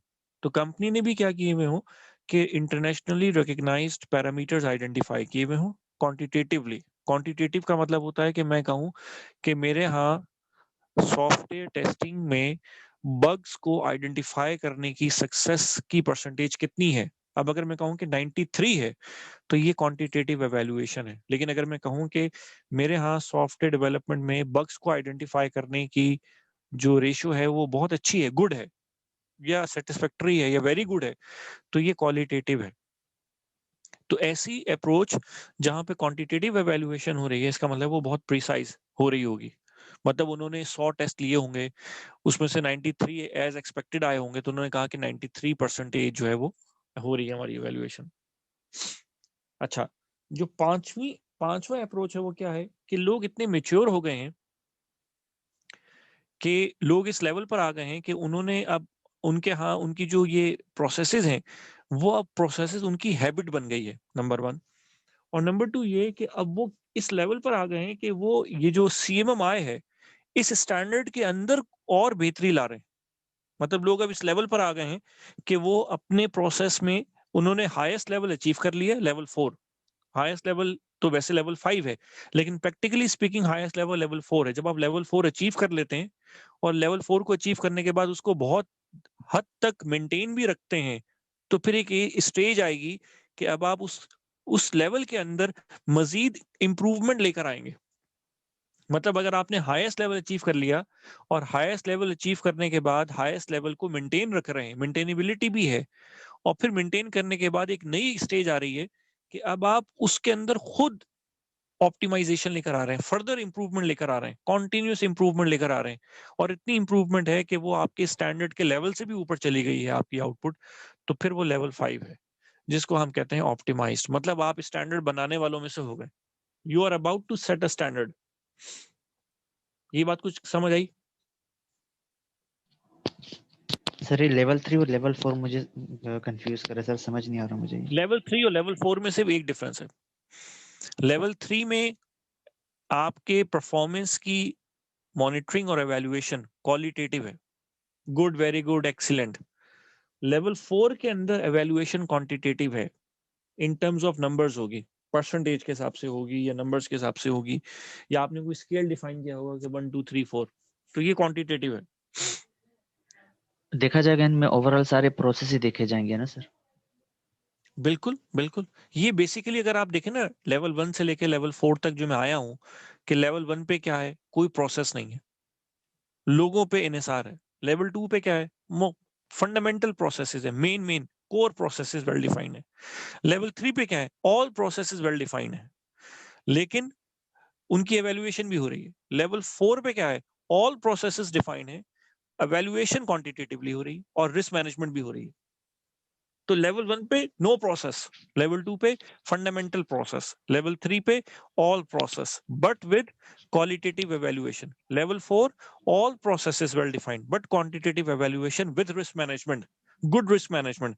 लेवल 3 पे भी रिस्क मैनेजमेंट होती है, लेवल 4 पे ज्यादा इंप्रूव्ड होती है। लेवल 5 क्या है, continuous improvement, you are going to supersede the standard, bypass the standard, आप स्टैंडर्ड से ऊपर जा रहे हैं। क्यों? आप R&D कर रहे हैं, आप स्टैंडर्ड, आपके पास अब इतना इतना एक्सपीरियंस आ गया है कि आप खुद नई बेस्ट प्रैक्टिसेस बना रहे हैं, खुद नए स्टैंडर्ड्स बना रहे हैं, खुद R&D कर रहे हैं, खुद कॉन्टिन्यूस इंप्रूवमेंट की तरफ जा रहे हैं। ये नहीं है कि स्टैंडर्ड बना लिया, स्टैंडर्ड अचीव कर लिया, स्टैंडर्ड को मेंटेन कर लिया, तो अब आप कहेंगे भाई अब इससे ऊपर नहीं जाना। अब आप कहें इससे भी ऊपर जाना है, चाहे स्टैंडर्ड नहीं है, कोई नया लेवल नहीं है, लेकिन जाओ हम एक नया लेवल खुद ही सेट कर देते हैं। ये जो अप्रोच है इसको कहते हैं कॉन्टिन्यूस इंप्रूवमेंट। और लेवल 5 अप्रोच, इसको कहते हैं ऑप्टिमाइज अप्रोच। इसमें क्या होता है, आप मतलब आप जो प्लान करते हैं, वो एज इट इज होता है। आप आपकी प्रिडिक्शन, आपकी प्लानिंग, आपकी फोरकास्टिंग, आपकी असेसमेंट एक्यूरेट होती है, 100% एक्यूरेट होती है। तो ये इस सूरत हाल में आप इतने एक्सपर्ट हो जाते हैं कि आप इस चीज के काबिल बन जाते हैं। लेकिन लेवल 2 पे आपकी असेसमेंट पुअर होगी, आप कहेंगे सॉफ्टवेयर 2 साल में बनेगा, हो सकता है 4 साल में बने। ये डिफरेंसेस हैं। कुछ ठीक क्लियर है हुआ? जी सर, क्लियर हो रहा है। सर एक तो चीज ये पूछनी है। बेसिकली सॉफ्टवेयर डेवलपमेंट प्रोसेस की मैच्योरिटी है। तो CMMI क्या है? CMMI एक अप्रोच है जिसके थ्रू हम सॉफ्टवेयर डेवलपमेंट कंपनीज की जो सॉफ्टवेयर डेवलपमेंट प्रोसेस है उसकी असेसमेंट करवाते हैं या करते हैं, या उससे हमें अंदाजा होता है कि इनका प्रोसेस कैसा होगा। सर जैसे आपने बताया था शुरू में कि एक ISO इदारा है जो स्टैंडर्ड्स को जो है ना ऑडिट बनाता करता है है, और बिल्कुल बिल्कुल बिल्कुल बिल्कुल। ये उसी तरह ही है ISO ना। जो है वो ऑडिट नहीं करता, ये स्टैंडर्ड बनाता है। ठीक है, अब मैं कहूं कि भाई ऑप्टिमाइज लेवल क्या है कि कल को मैं CMMI 2 निकाल दूं, मैं कहूं कि भाई अब CMMI 2 जो है ना वो अगला लेवल है। ये ऐसे ही है कि ICM में फॉर एग्जांपल हम कहें कि जी पेपर जो पास हो रहे हैं वो 50 नंबर पे पास हो रहे हैं।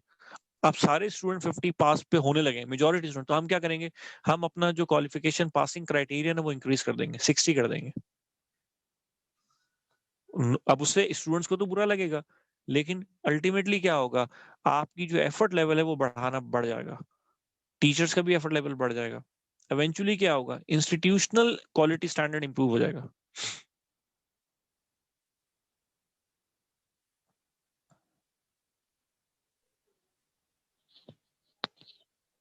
और कोई सवाल यहाँ तक समझ आई? जी सर यहाँ तक क्लियर है। और किसी को कोई सवाल?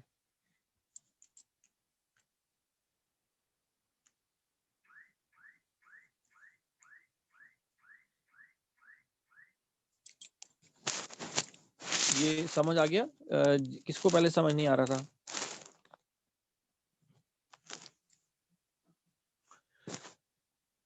हेलो,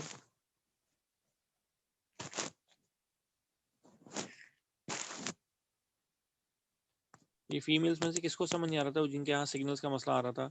समझ आ रही है उनको? सर अनम नेम था उनका। चली गई वो? आई थिंक अभी आ नहीं रही है, वो शो नहीं हो रही। ओके, अच्छा, आप लोगों को क्लियर हो गया? यस जी सर। सर।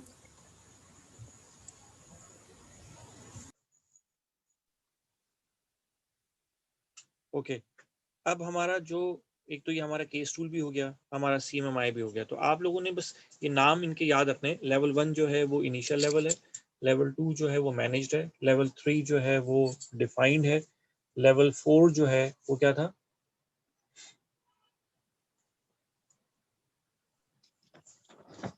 सर लेवल 4 है क्वांटिटेटिवली मैनेज्ड। हाँ, क्वांटिटेटिवली मैनेज्ड, राइट। और लेवल 5 जो है वो ऑप्टिमाइज्ड है। तो ये 5 लेवल्स हो गए।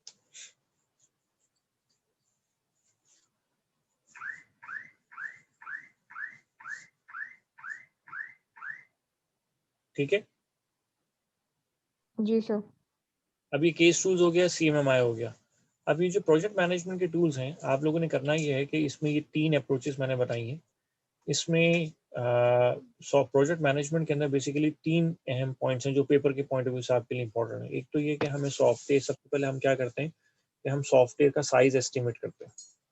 ठीक है, रीजन बीइंग कि हमें पता चल जाए कि हाँ सॉफ्टवेयर, वो कैसे एस्टिमेट करते हैं, हमें अंदाजा हो जाता है कि सॉफ्टवेयर की कितनी फीचर्स हैं या नंबर ऑफ रिक्वायरमेंट्स कितनी है। उसके हिसाब से फिर हम अंदाजा लगाते हैं कि सॉफ्टवेयर का स्कोप कितना बड़ा है। जब हम सॉफ्टवेयर का साइज आइडेंटिफाई कर लेते हैं तो हमें अंदाजा होता है कि सॉफ्टवेयर को बनाने में कितना टाइम लगेगा।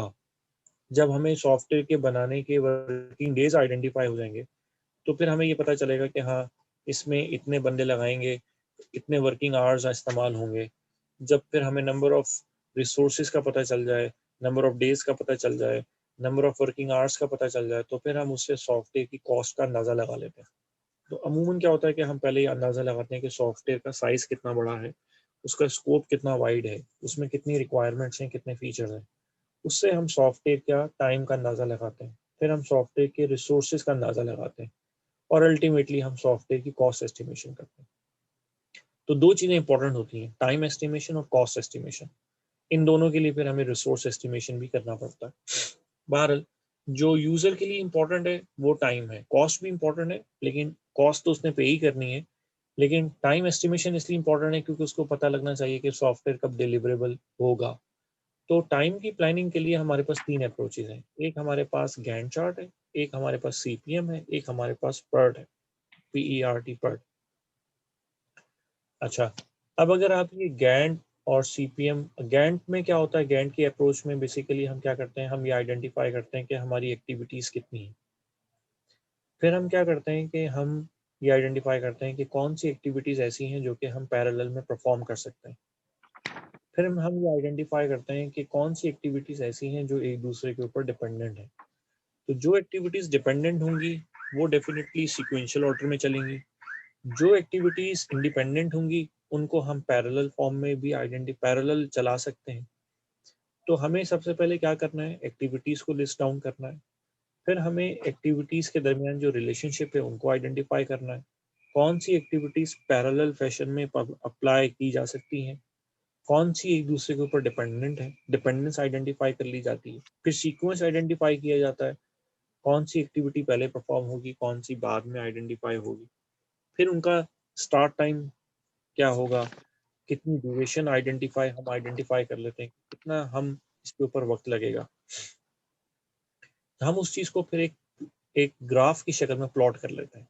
उससे हमें एक कंप्लीट पिक्चर मिल जाती है कि सॉफ्टवेयर को कंप्लीट करने में हमें कितना वक्त लगेगा, राइट। तो ये बेसिकली गैंट चार्ट होता है। लेकिन गैंट चार्ट में अमूमन एक चीज़ जो अच्छे तरीके से शायद कभी कभार नज़र नहीं आती वो है सीक्वेंस। प्रॉपर सीक्वेंस जो है, जो डिपेंडेंट एक्टिविटीज़ हैं उनका सीक्वेंस तो पता चल जाता है, लेकिन जो इंडिपेंडेंट एक्टिविटीज़ होती हैं उनका सीक्वेंस इतने अच्छे तरीके से नहीं चल पाता। दूसरा, हर एक्टिविटी पे कितने रिसोर्सेज लगेंगे ये भी हम गैंट चार्ट में रिप्रेजेंट नहीं कर सकते। तो गैंट चार्ट के ये दो बड़े इश्यूज हैं। लेकिन गैंट चार्ट अगर कहीं बना हुआ देखें आप एक काम करना, गूगल के ऊपर इमेजेस करके और गैंट चार्ट लिख के देखना, तो आपको कुछ पिक्चर्स नजर आएंगी। आपको अंदाजा हो जाएगा कि गैंट चार्ट ऐसा होता है। तो उसमें आप ये देखेंगे कि उसमें बार्स होती हैं, उनसे हमें अंदाजा हो रहा होता है कि बार की जो लाइफ है वो डिफाइन, बार की जो लेंथ है वो डिफाइन कर रही होती है कि एक्टिविटी कब स्टार्ट हो रही है, कब खत्म हो रही है। तो हम एक बेसिकली टेबुलर फॉर्म में, ये चार्ट की फॉर्म में एक चार्ट ये बना लेते हैं, जिससे हमें सॉफ्टवेयर की टाइम लाइन का अंदाजा हो जाता है। ठीक है, ये गैंट चार्ट। तो गैंट चार्ट अमूमन सॉफ्टवेयर रिलेटेड एक्टिविटीज के लिए बहुत अच्छा फेवरेबल होता है। इसके बरक्स जो दूसरी अप्रोच है वो है CPM और PERT। ये दोनों अप्रोचेस जो हैं इनके अंदर इनके फॉर्मूलाज हैं। तो बहरहाल इनके इनके अंदर जो एक ये जो है क्या कहना चाहिए, PERT है। PERT में हम क्या करते हैं कि हम अमूमन हर एक्टिविटी के 3 किस्म के टाइम निकालते हैं। एक होता है, उसको कहते हैं आइडियल टाइम, कि एक एक्टिविटी जो है उसको ख़त्म करने में अगर हर सिचुएशन आइडियल रहे तो उसको ख़त्म करने में कितना वक्त लगेगा, इसको हम कहते हैं आइडियल टाइम। फिर एक होता है वर्स्ट केस टाइम, कि अगर सब चीज़ें नेगेटिव जा रही हों तो फिर हम उस एक्टिविटी को ख़त्म करने में कितना टाइम लगेगा। और एक होता है ऑप्टिमिस्टिक टाइम, मतलब जिसको हम कहते हैं मोस्ट रियलिस्टिक टाइम, कि कुछ चीज़ें आइडियल भी नहीं होती, कुछ चीज़ें वर्स्ट भी नहीं होती, तो एक रियलिस्टिक टाइम जो है वो हम निकाल लेते हैं। तो हम एक 3 किस्म के टाइम, हर एक्टिविटी के लिए 3 किस्म के टाइम निकालते हैं। If everything goes ideal, how much time we will take. If everything goes wrong, how much time we will take. But if everything in reality, what how much time should we take। ये 3 किस्म के time हो गए। Book में हो सकता है नाम मुख्तलिफ हो, लेकिन मैंने आपको बता दिया कि ideal time, worst case time और मोस्ट रियलिस्टिक टाइम। अब हम करते क्या है कि इसमें सबसे हर एक को वेटेज दे देते हैं। फॉर एग्जांपल, हम आइडियल टाइम को वेटेज देते हैं 1, इसी तरह रियलिस्टिक टाइम को वेटेज देते हैं 4 और वर्स्ट केस टाइम को वेटेज देते हैं 1। फिर इनकी एवरेज निकाल लेते हैं डिवाइडेड बाय 6 करके, क्योंकि एवरेज 4 + 1 + 1 6, तो हम इसको 6 से डिवाइड कर लेते हैं। तो ये बेसिकली फार्मूला है। तो पेपर में ये सवाल आ सकता है कि फार्मूला आपको शो हुआ होगा और आपसे पूछा जाएगा कि इस अप्रोच के तहत कौन सी अप्रोच है जिसमें इस फार्मूले के तहत एवेल्युएशन की जाती है। तो वो जो अप्रोच है वो बेसिकली ये वाली अप्रोच है। ये बात क्लियर हुई?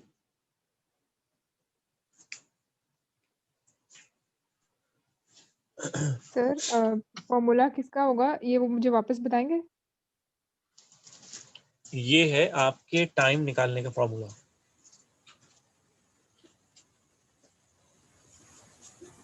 MCQs में आपने बोला ना ये अगर आएगा फॉर्मूला तो ये इस तरह से होगा कि ये किसका है, तो ये टाइम एवेल्यूएशन का होगा। हाँ, कि टाइम की असेसमेंट हम कैसे कर रहे हैं। ठीक हो गया सर।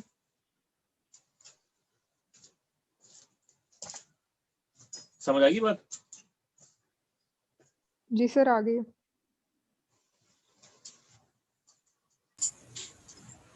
जी सर क्लियर है। यहाँ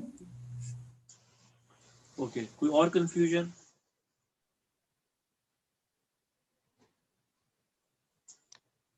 नहीं सर अभी तो कोई भी नहीं है। अच्छा सर जी जी सर ये बर्ट में भी आएगा ना कि पीआरटी, जी जी बिल्कुल बिल्कुल पीआरटी में भी आएगा ना कि टाइम एवोल्यूशन अगर एमसीक्यू में जी आया जी तो। बिल्कुल ऐसे ही है।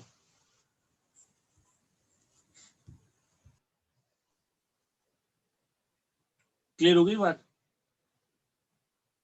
और कोई सवाल?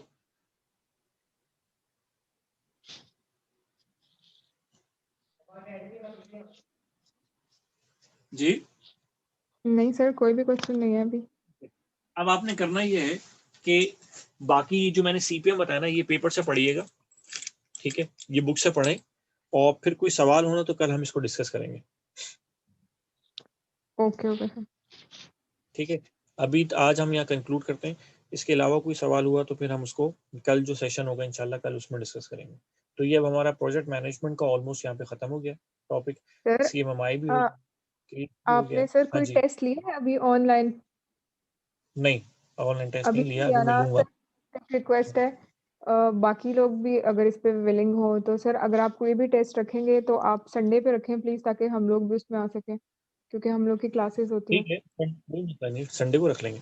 मैं वर्बली टेस्ट पूछूंगा, मैं ऐसा करूंगा, जी जी टेस्ट लेने में बेहतर है मैं आपसे एमसीक्यूज पूछता जाऊंगा और उसके जवाब भी आपसे पूछता रहूंगा, जवाब भी बताता जाऊंगा, तो एक कॉन्सेप्ट की क्लैरिटी भी हो जाएगी और फिर ये जी कि सर। आपको एमसीक्यूज का पता हो जाएगा। जी ठीक है सर। अगर ऐसा नहीं तो फिर आपके पास ये ऑप्शन भी है कि अगर आप टेस्ट बना के हम लोग को ईमेल कर दें और हम आपको उसे सॉल्व करके वापस सेंड कर दें, वो बेहतर तो है कि बाद में रियल उसको टाइम में फिर रहे कर। ना, सब अपने पास, मैं सवाल पूछूंगा सब अपने पास आंसर लिखेंगे, मैं वहीं पूछ लूंगा, वो ज्यादा बेहतर जी चलिए। इंटरेक्टिव रहेगा। चलिए ठीक है सर, थैंक यू। अब हमारा जो नेक्स्ट टॉपिक होगा ना, वो कल हम इंशाल्लाह शुरू करेंगे आईएएस ऑडिट का प्रोसेस। ठीक है, अब आउटलाइन के हिसाब से अगर हम देखें तो हमारा चैप्टर 1 खत्म है, हमारा चैप्टर 2 हमें करना नहीं है, चैप्टर 3 आउटलाइन के अंदर जो वो भी हमारा कंप्लीट हो गया, चैप्टर 4 भी खत्म हो गया और चैप्टर 8 भी खत्म हो गया, क्योंकि वो ऑडिटिंग इंफॉर्मेशन सिस्टम था। वो चैप्टर ऑलमोस्ट अगर इसी चीज का ऑडिट करें ना तो वही सारा चीज बनती है। तो अब कह लें कि चैप्टर 1, चैप्टर 2, चैप्टर 3, चैप्टर 4 और चैप्टर 8, तो 50% कोर्स आपका कंप्लीट हो गया। अब हमें चैप्टर शुरू करना है, चैप्टर नंबर 5, जो कि आईएएस ऑडिट का प्रोसेस है। बुक के हवाले से देखें तो 2 चैप्टर प्रोजेक्ट मैनेजमेंट के और ये दोनों कंप्लीट हैं। अब मैं कल शुरू करूंगा आईटी ऑडिट से टॉपिक।